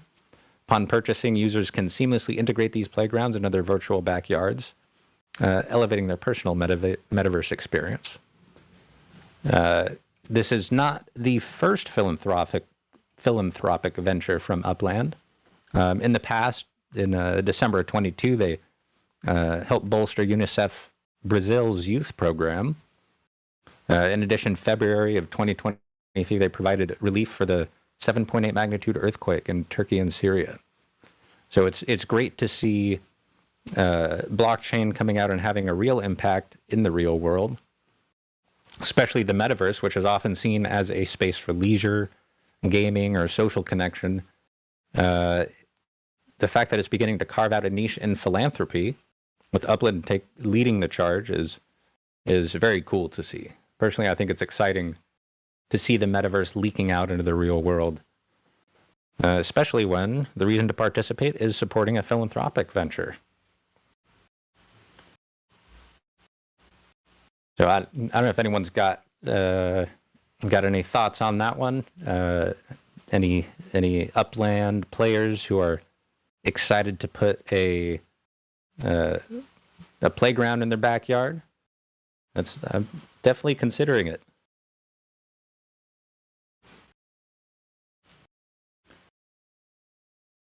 If anyone else has some thoughts, I'll let the music roll for a second. Feel free to share.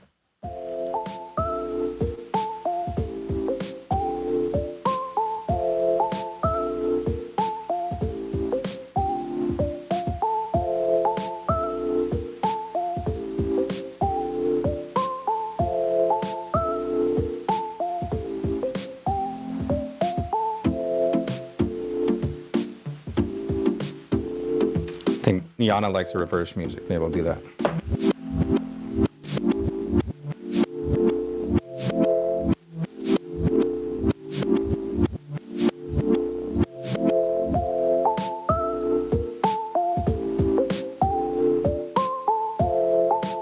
All right, enough DJ playground on my end.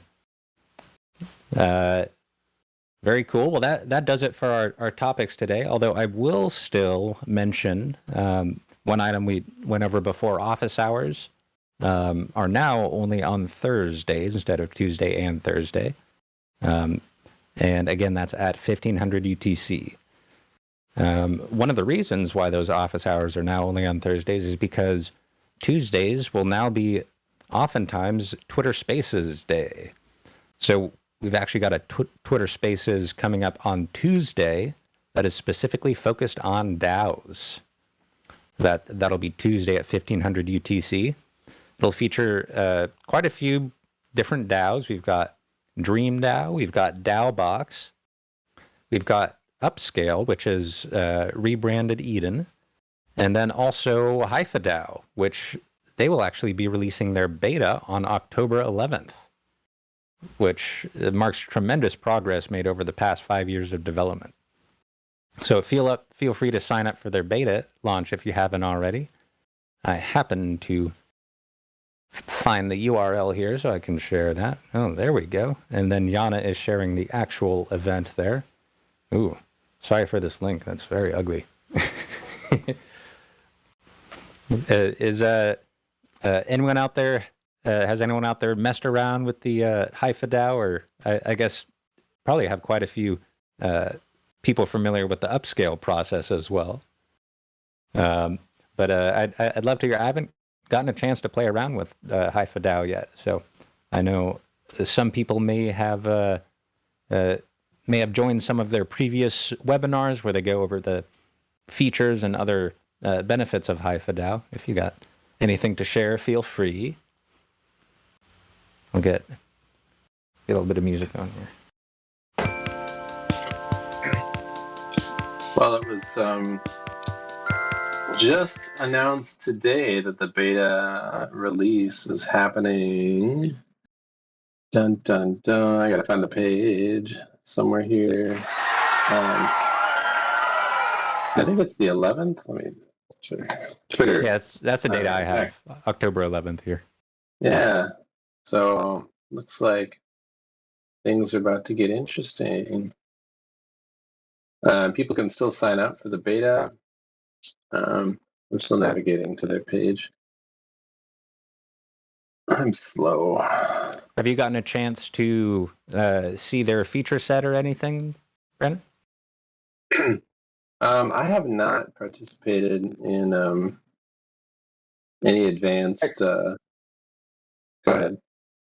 I was going to chime in and say that I've had a chance to review a couple of milestones related to the work that they had been doing, and I don't even know if I could begin to start to talk about the full feature set since it is pretty wide-reaching. But a couple of highlights that I'll just mention that are available in my memory are that there are some pretty robust controls around some different roles and capabilities that each member can have via a badge system that they've developed, which is quite interesting. They've also got some interesting functionality around performing specific tasks or quests, if you will. I forget what the exact terminology they use is, but you can, of course, propose to deliver some function or good for some sort of reward within the treasury. And then they do also have some other interesting utilities for a given organization, such as setting up automated like payroll systems and stuff like that. So I think they're really going after trying to be really comprehensive and feature complete in terms of just what all sorts of things that you can tune. And they've done a good job trying to put together all of that inside of a front end experience. There's obviously loads and loads of user education that's required for a product like this, but I think that they've got a good approach, and it's a really cool team. I'll add there that also their general user experience is really good. Their onboarding experience is also really good. So they have a custom wallet, which is very much tailored specifically for the purposes of HyphaDAO.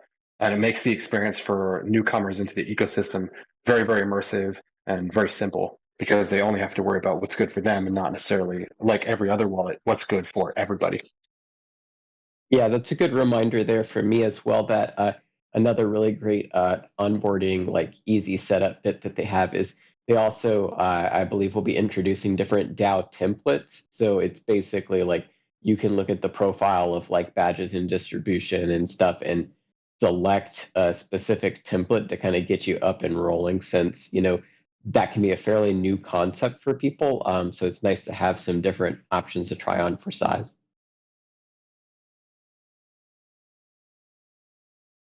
Yeah, I'll just mention that I'm personally really excited to mess around with HyphaDAO. I have a project with some friends that I've been talking to them for a long time about. Oh, we should try and do some sort of decentralized organization around this. And they're like, okay, show us what you mean. And I don't have much to show for it. So I'm excited to finally have something that seems like a comprehensive means for running an organization. Because if you got a decentralized autonomous organization, ideally, it should look like an organization. Not a disorganization? Yeah. Ideally. Well, a little bit of both is getting a little chaos in there. It's always a good way to kind of challenge yourself. One thing I will mention, it looks like some people are having issues with blending pop tokens. This is a known issue, and the team will be on it. It's related to, we were having issues with Pomelo donations, and we had made some changes on the back end. So we just reverted those so people could make Pomelo donations. But now we need to do a little bit of extra work on the other side. So just a heads up. I think Tony also had some issues with that in addition to Mara. And just to point out, I shared a link in the chat to the Haifa beta launch celebration where folks can sign up. It's a Zoom link. That's on October 11th at 4 p.m. UTC. So I think they're going to unveil some stuff there and give people a little preview. So check it out if you're interested. Trying to do the math of what time that is Pacific time. 4 p.m. UTC. That's 8 a.m. Pacific? Maybe 7 a.m. Pacific. I can never remember. Maybe 9 a.m. Pacific. I guess what time is this Fireside Chat UTC?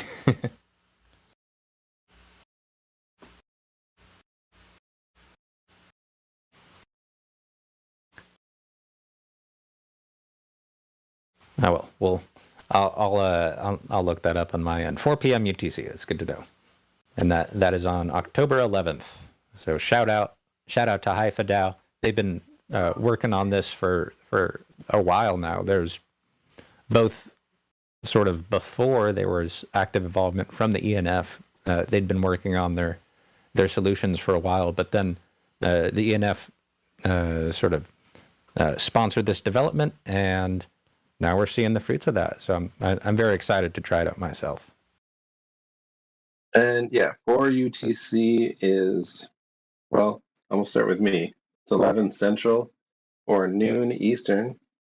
And Okay, that would that's make not it too bad. That's 9 a.m. 10 Mountain and 9 a.m. Pacific for us here in the Americas. Yes. Sorry for Australians. It's probably 2 a.m., 3 a.m. there. Just sorry, Australia. We can just start all our calls with that. Yeah. First things first. Sorry, Australia.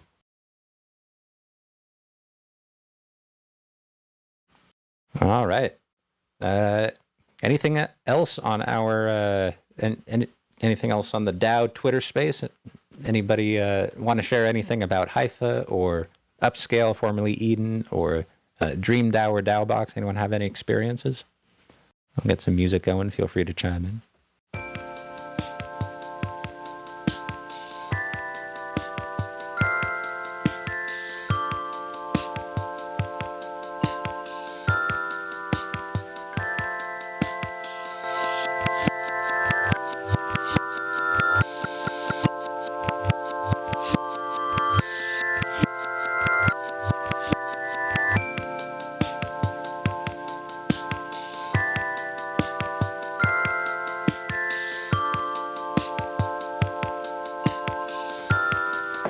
All right, I think that'll do it for our topics for today.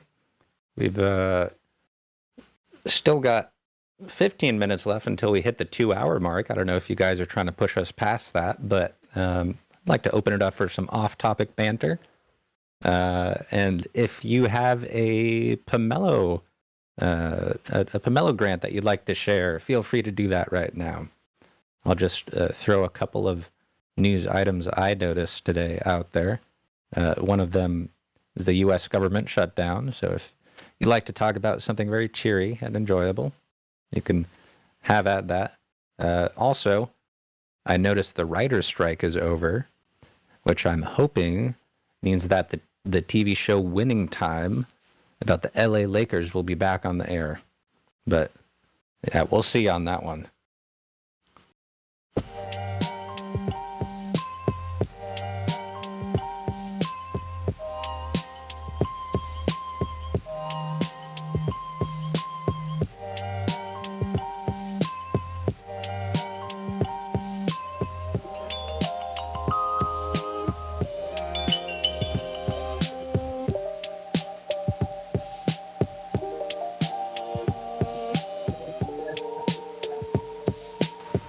Well, I don't have my own Pomelo grant to share, but I will share a few of my favorites. I'm really excited. EOS Bees, they've back for another season along with EOS Support. They've been long-time Pomelo participants, and yeah, I'm glad to support them again this season around.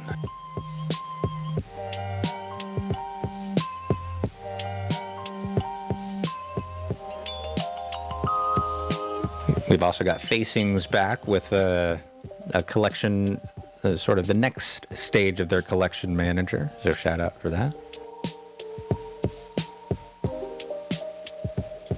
Do we have Rodrigo on right now? It'd be cool to get an update on that whole scenario. I haven't heard the latest and greatest in a while. I don't see him on right now. Yeah. Anyone else from the Facings team here? Perhaps another time. Yeah, it looks like they have been working to finalize WharfKit integration, which is going to be pretty cool.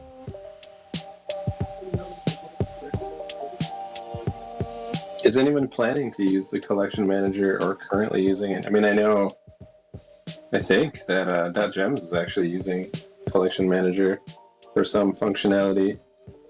That could definitely be the case. I'm not on the .gems team. It looks like Yana has confirmed, yes, the .gems team is using Facings collection manager.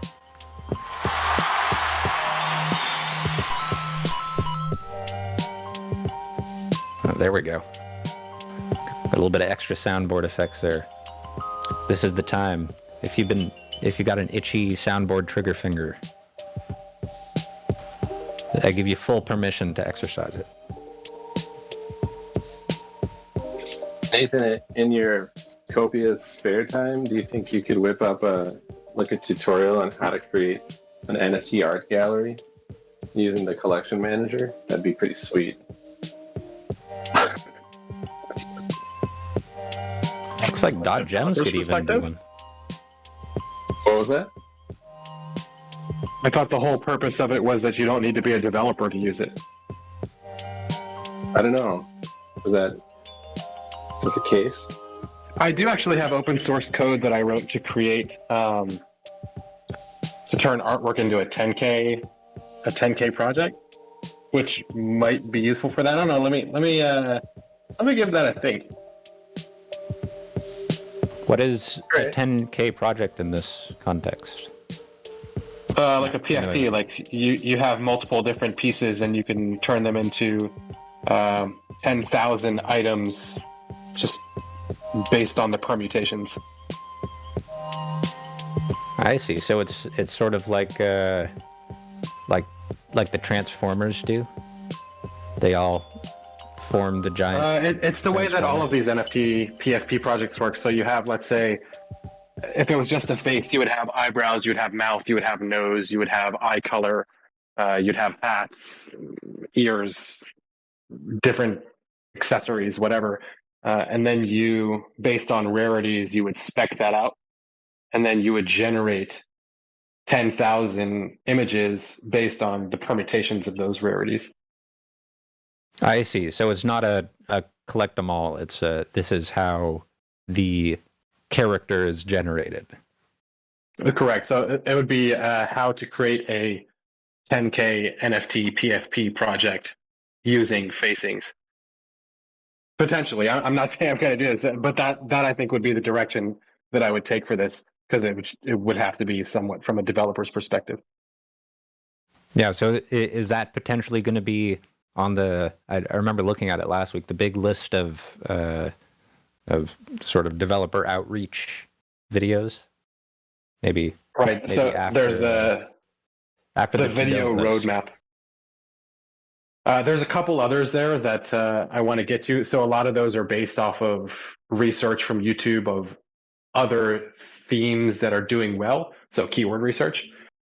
I would have to look into this to see if there's still significant amount of activity within those keywords. I'm assuming that there is within NFT 10K PFP projects, but I'm just not sure. I don't want to give an answer without having the data first.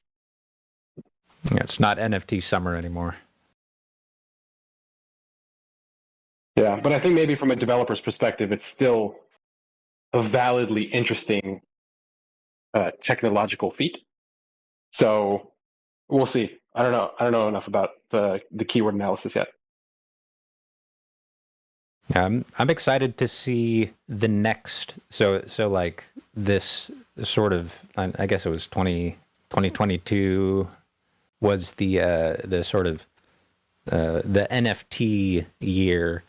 And what always happens is people discover these things and then they make a project about the thing, but it's only about the thing. It's not something that solves an actual real world problem.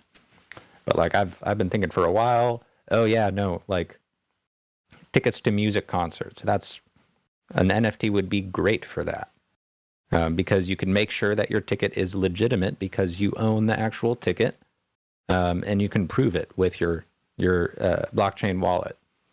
Or I think about music-based thing because I'm a musician.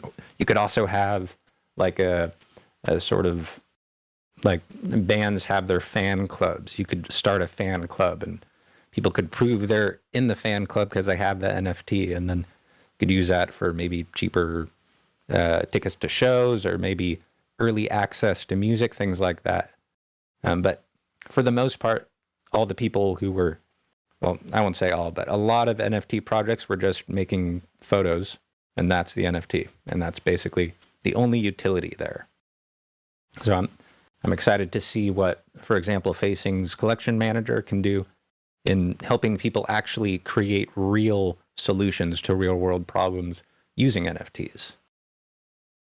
I think that's one of my real hesitations there, because I kind of was deep into the NFT scene, not from a like buying and selling, but from an analysis perspective. It interested me because I wasn't very into NFTs when it came out, and then watching it succeed made me interested in the analytics of all of that and why people find it so psychologically appealing. And definitely I can say that one of the reasons that I think that it suffered so much was because of all of those projects that came out and they used it as just a money grab, as it's happened many times across different verticals within and without crypto. It's not just unique to crypto. But I think that the projects that actually stayed big are the ones that went a little bit further. They went that extra mile and turned it into a true brand instead of just some profile picture project with gated access on Discord. And those are the only ones that are still around. The rest of them are just, they hockey sticked out and they're gone. And I think a lot of people that were interested in creating those brands took that as a sign that maybe that's not a good idea, even though probably it's not good data. There's no correlation there. It's just It's just a sheer amount of projects that did that. So I'm hesitant to create some kind of guide around that because I'm not sure if that's really the type of message that we want to be sending. I think there's much more interesting projects that are kind of on the horizon. So with NFTs, we saw the first project was CryptoKitties, or not the first project, but one of the Throwback. bigger first projects. Yeah, throwback, right? But it was CryptoKitties, and then there was Punks, and it was an inkling of something interesting that was coming out, and it gave people the ability to see something new, and kind of it was months after that. Not for CryptoKitties, I think it was like a year and a half after that, even, where anything actually moved in terms of the wider market and making that a thing, making NFTs a thing. So I'm wondering, what is the inkling that we have now? There's a bunch of different stuff on the horizon. I think GameFi was actually one of those things. So there's been a lot of projects in it, but we really only had one inkling project, which was Axie Infinity, that truly did mass waves in the wider community, in the wider ecosystem outside of Web3. But there's also now there's SocialFi, there's RWA. GameFi is still on the horizon in a much more appealing AAA fashion. There's just a bunch of other stuff that I think from a developer's perspective is more interesting to create tutorials around, just because the keyword analytics are there. They're being searched much more, and we don't really have the marketing power right now to force a new horizon. We have to tack on to a horizon to consume the developers that are searching for those keywords. Yeah, one interesting thing to add is one thing I've noticed is, so you had the first wave of sort of blockchain projects coming out, and then blockchain became a buzzword. Long Island Iced Tea changed their name to Long Blockchain, and their stock price went up precipitously. That was the in word for that moment. And then it became no longer the in word. And then people figured, oh, blockchain, that's like, who's using that? But then all of the different people who were using blockchain technology ended up changing their terminology. So now they say not blockchain, but distributed ledger technology. And if you ask, all sorts of people about blockchain, they'll be like, oh, Bitcoin uses a ton of work or a ton of electricity. But then you ask them about distributed ledger technology, and they're all over distributed ledger technology, even though it's essentially refers to more or less the same technology. And I expect the same thing to happen with NFTs, so that you have, we had the cycle where the actual thing was what was exciting, the NFT, and now that excitement has died away. And so I expect there will be a new term for NFTs, for example, real world assets, which could be described as NFTs. But that I expect that as far as keyword searching goes, there will be another term for it that is not yet in the popular lexicon. We'll see on that. This is just a speculation. I like the way that you're thinking about it. I think that the use case defines the outcome. And in the case of RWAs, it makes sense it makes sense that there's a lot of chatter around this. So if we look at the things that have made the large waves in crypto over the past, there's been ICOs, there's been NFTs, there's been crowdfunding. So these are things that move markets because the markets are made out of money, and therefore, of course, naturally, it's going to move money markets. It makes sense, right? So if you were to have something that's an NFT, if you're talking about, let's say, tickets, which is a really good use case of NFTs, but it's unlikely to really move the market much. Although tickets is a very large industry, it's doubtful that there's going to be a large uptake. It's doubtful there's going to be a large amount of volatility, right? So it doesn't make sense from a market perspective. And I really like to look for those things which they tap into the raw FOMO of traders, because those are usually the things that move markets. Mm-hmm. Yeah, that's a good point. that like essentially the things that, and this is sort of a product of capitalism, is once you start making money on something, people start paying attention. And so the big money is not necessarily in tickets, even though that may be a really clear use case. Big money's in, it's kind of, there are a lot of different places where the big money is, but one of those seems to be what you're talking about is going to be the real kind of linchpin. I think the NFT thing is a bit like the what is it, like the parable of the three men and the elephant.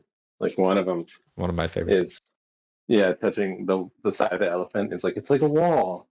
The other one's touching the trunk, and it's like, no, it's a snake. And the other one's got his hand on the leg, and he's like, it's like a tree.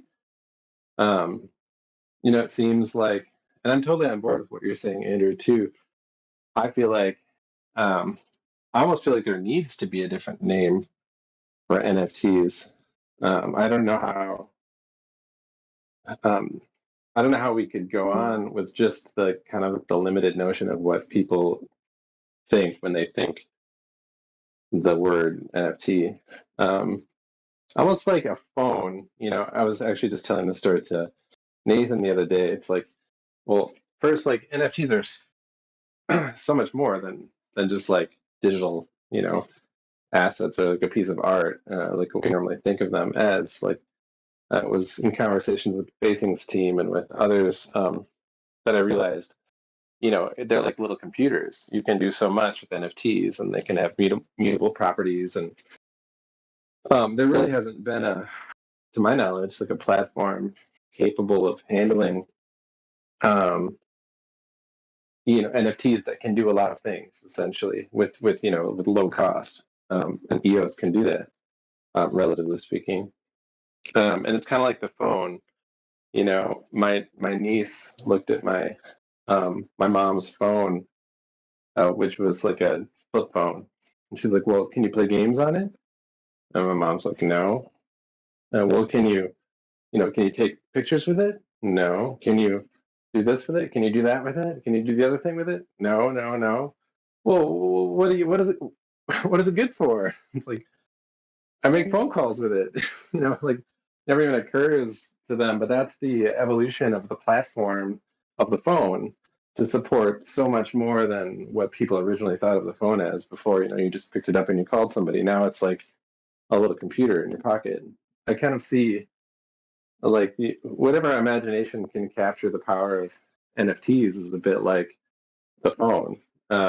There's so many things that can be done with them. There's just not like there hasn't been like the right combination of things. I mean, we all saw what happened with CryptoKitties, like a relatively simple application, completely pushing the network to its limits. But now we have the possibility to have all sorts of different applications of NFTs in ways that I don't think people have fully grokked yet. So what will that look like? And what will we call that? Because NFT has come to mean such like it'd be like saying dumb phone now. Like the NFT as we think of it now is like the dumb phone of the smartphone era. We just haven't really gotten to the point where there's like no one's launched the iPhone yet, essentially. If I can break that analogy anymore. But yeah. Yeah, I agree with that sentiment. I think one thing I've noticed, my fiance is an artist, and she has a lot of artist friends, and I'll talk to them about NFTs, and basically all of them have a negative impression of NFTs because what they've been seeing is basically a bunch of people making kind of a sort of low effort, cartoony drawing and just saying, "Here's my NFT, buy it." It's because it's a limited number. I mean, it's an interesting thing, the fact that we now have scarcity on sort of unique digital objects, but it's not necessarily exciting by itself for people. So maybe some people were initially interested because the fact that it's scarce makes people go, "Oh, maybe it'll go up in price," and then they'll sell to someone who they think is dumber than them, and so on and so forth until price goes down. but if there's no actual application for it, it's tough for it to get staying power. That's one thing I've noticed. It's the same exact thing that happened with crypto in general. I think you made this point earlier. It's like, the wave hit and it was just like hype, and then people started cloning Bitcoin, and everyone thought like this is the thing to do, and jumped in and FOMO'd in and made it like a huge to do. But then all the people that weren't in that were like, what is this all like? What value does it have? What, and some people could articulate like future potential applications of the value, but the actual existing value was next to nothing in terms of most blockchain projects out there. Perhaps even today, I would say most blockchain projects. It's just selling the hype, and NFTs did the same thing. It was like, and it's a huge turnoff, and it casts like a huge stigma over the whole. Now NFT is kind of like in the early days of crypto, or I mean, probably still today. If you say crypto, people just think like black market money, drugs, things like that. And when you say NFT, people just think scam, like overinflated digital assets that don't have any real, what are they really? It's kind of like the same cycle keeps repeating again and again. But yeah, who will launch the iPhone equivalent platform that can actually deliver some compelling use cases, I guess, in the palm of your hand? I agree. I think that, you kind of circled back around to it, like talking about how NFTs haven't had their, you call it an iPhone moment. I'm going to refer to it as a killer app, but I think crypto overall has not had it. It's only had one killer app. I think the only killer app that crypto ever had was the Silk Road. The Silk Road brought Bitcoin from essentially a worthless asset to something that was on the front page of CNN or the front page of Pick Your News, whatever. And that was pretty cool, but it got shut down because it was illegal. And I think that's the closest that's the closest we've ever come to a killer app. Like if the Silk Road was legal, like if it was legal to participate in that market, I think it would have been a killer app and we'd see mass adoption. But I think we're still looking for that, not just for NFTs, but for the market overall.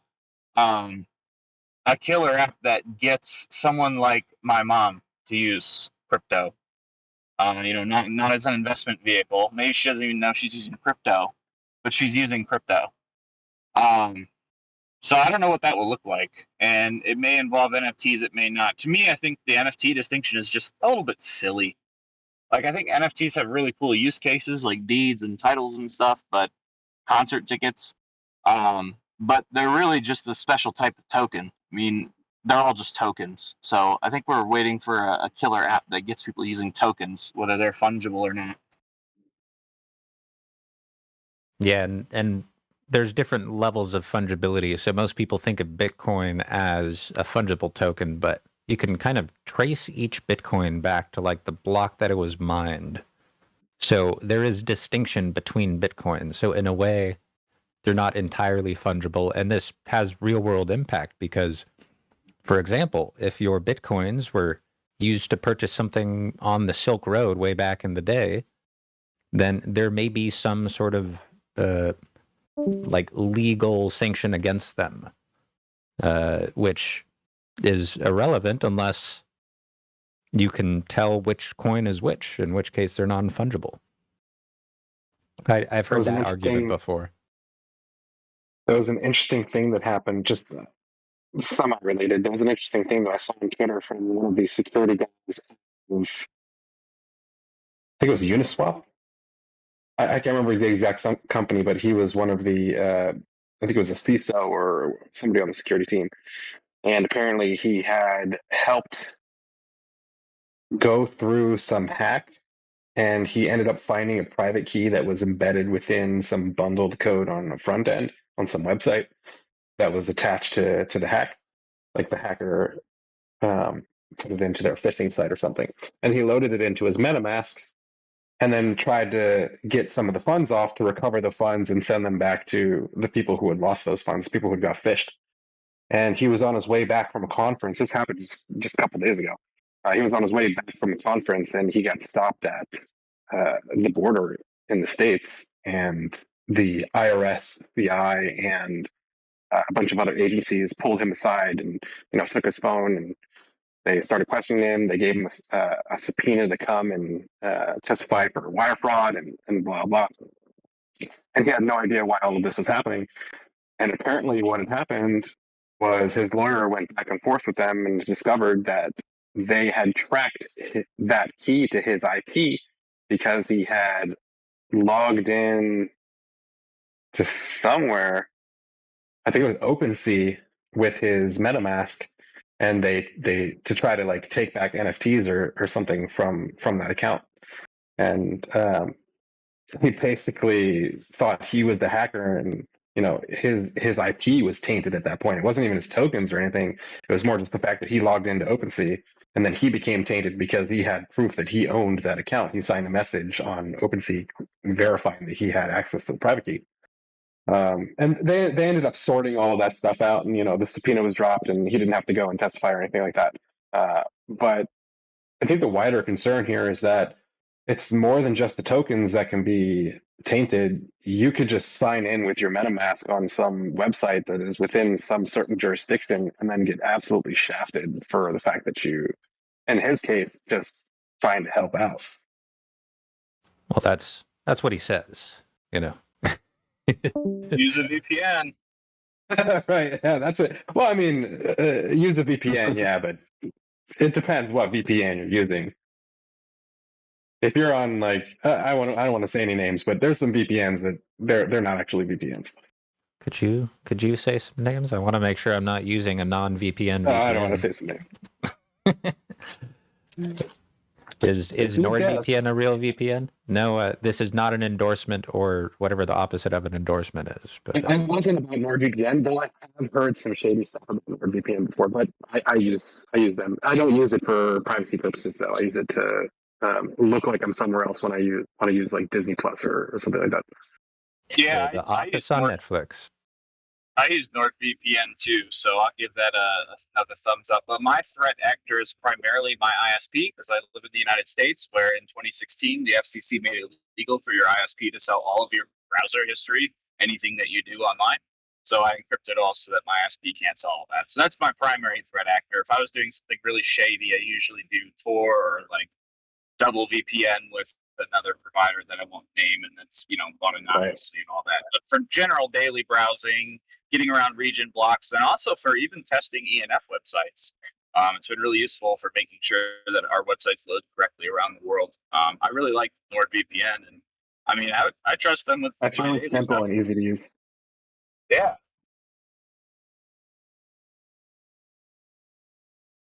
That's cool. I was living in a house with a bunch of, not in a house, it was like a kind of dormitory style place in LA for a while when I was younger. And somebody there was, I guess, watching illegal content. I'm not going to say it was me, but somebody there was watching illegal content through, streaming sites. And the landlord kept getting messages from the ISP that, no, you shouldn't be going to these websites. If you keep going to these websites, we're going to come to your house and arrest you. And he like freaked out and sent emails to everybody who lived in this dormitory style apartment. And was like, hey, you guys need to stop whatever the fuck you're doing, because the cops are coming, burst down doors. Wow, that's kind of concerning. I guess. I mean, old news, but still very concerning. Over a decade ago. So I'm sure it's worth. Also, it seems like they've gotten less power since then, right? Maybe not. That's what they say. I would assume that's the opposite of the truth. Yeah, they do have less power. So there were a bunch of like high profile cases where people got sued for $250,000, $1 million, $10 million, just crazy amounts of money that nobody could ever hope to afford to pay for downloading a single Disney movie.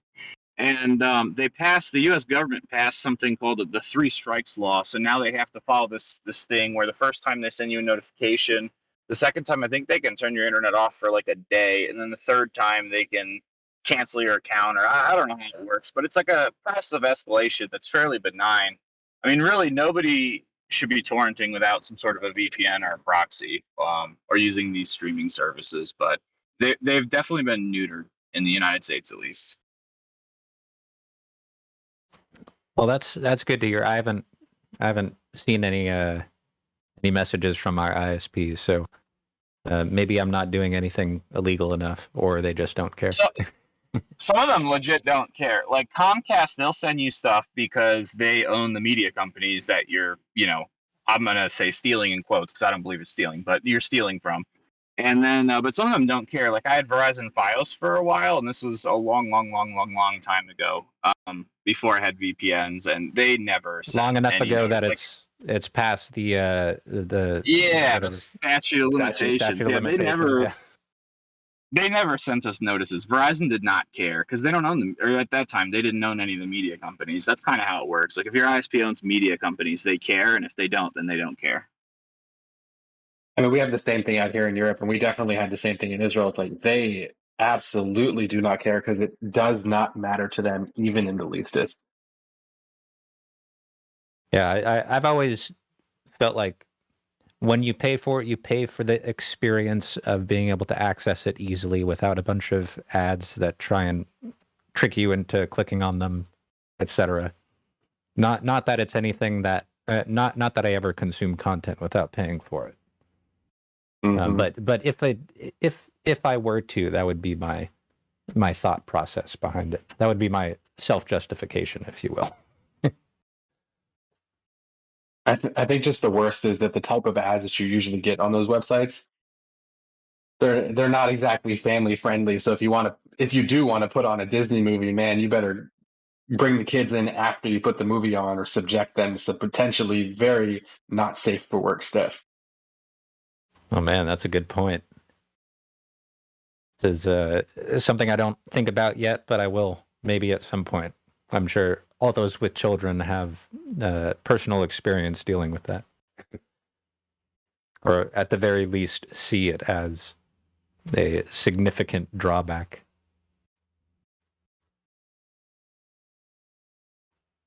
Now we got Lewis thinks Nord is crap. That's good to know. I'll look into it. We'll see. All right. Well, we're all done with our topics. I'll throw on some music a little bit if anyone has some other off-topic banter, but I think we'll probably be gearing towards shutting down this fireside chat. I'll pop this. Let's see, what music should we do? Let's do this one.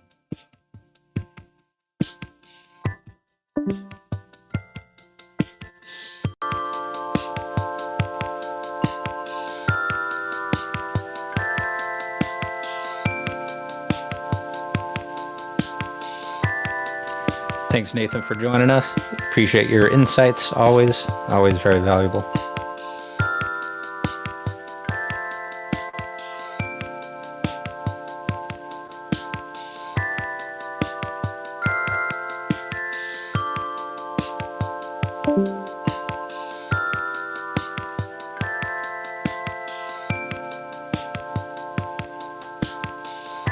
All right. I think sounds like we're good to shut things down here. Thanks everyone for joining us for this fireside chat. It's been a great conversation. Really appreciate everyone jumping in, sharing their questions, their comments, and everything. And I guess we'll be coming back next week, and I think we're just about ready for a little Go EOS whenever you're ready. So shout out to the fireside chat, and Go EOS!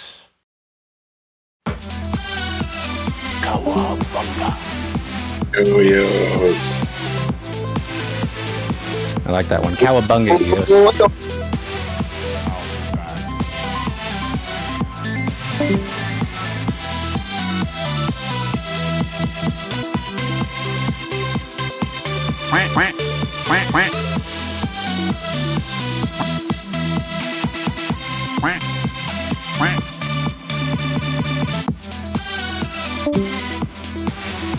Monster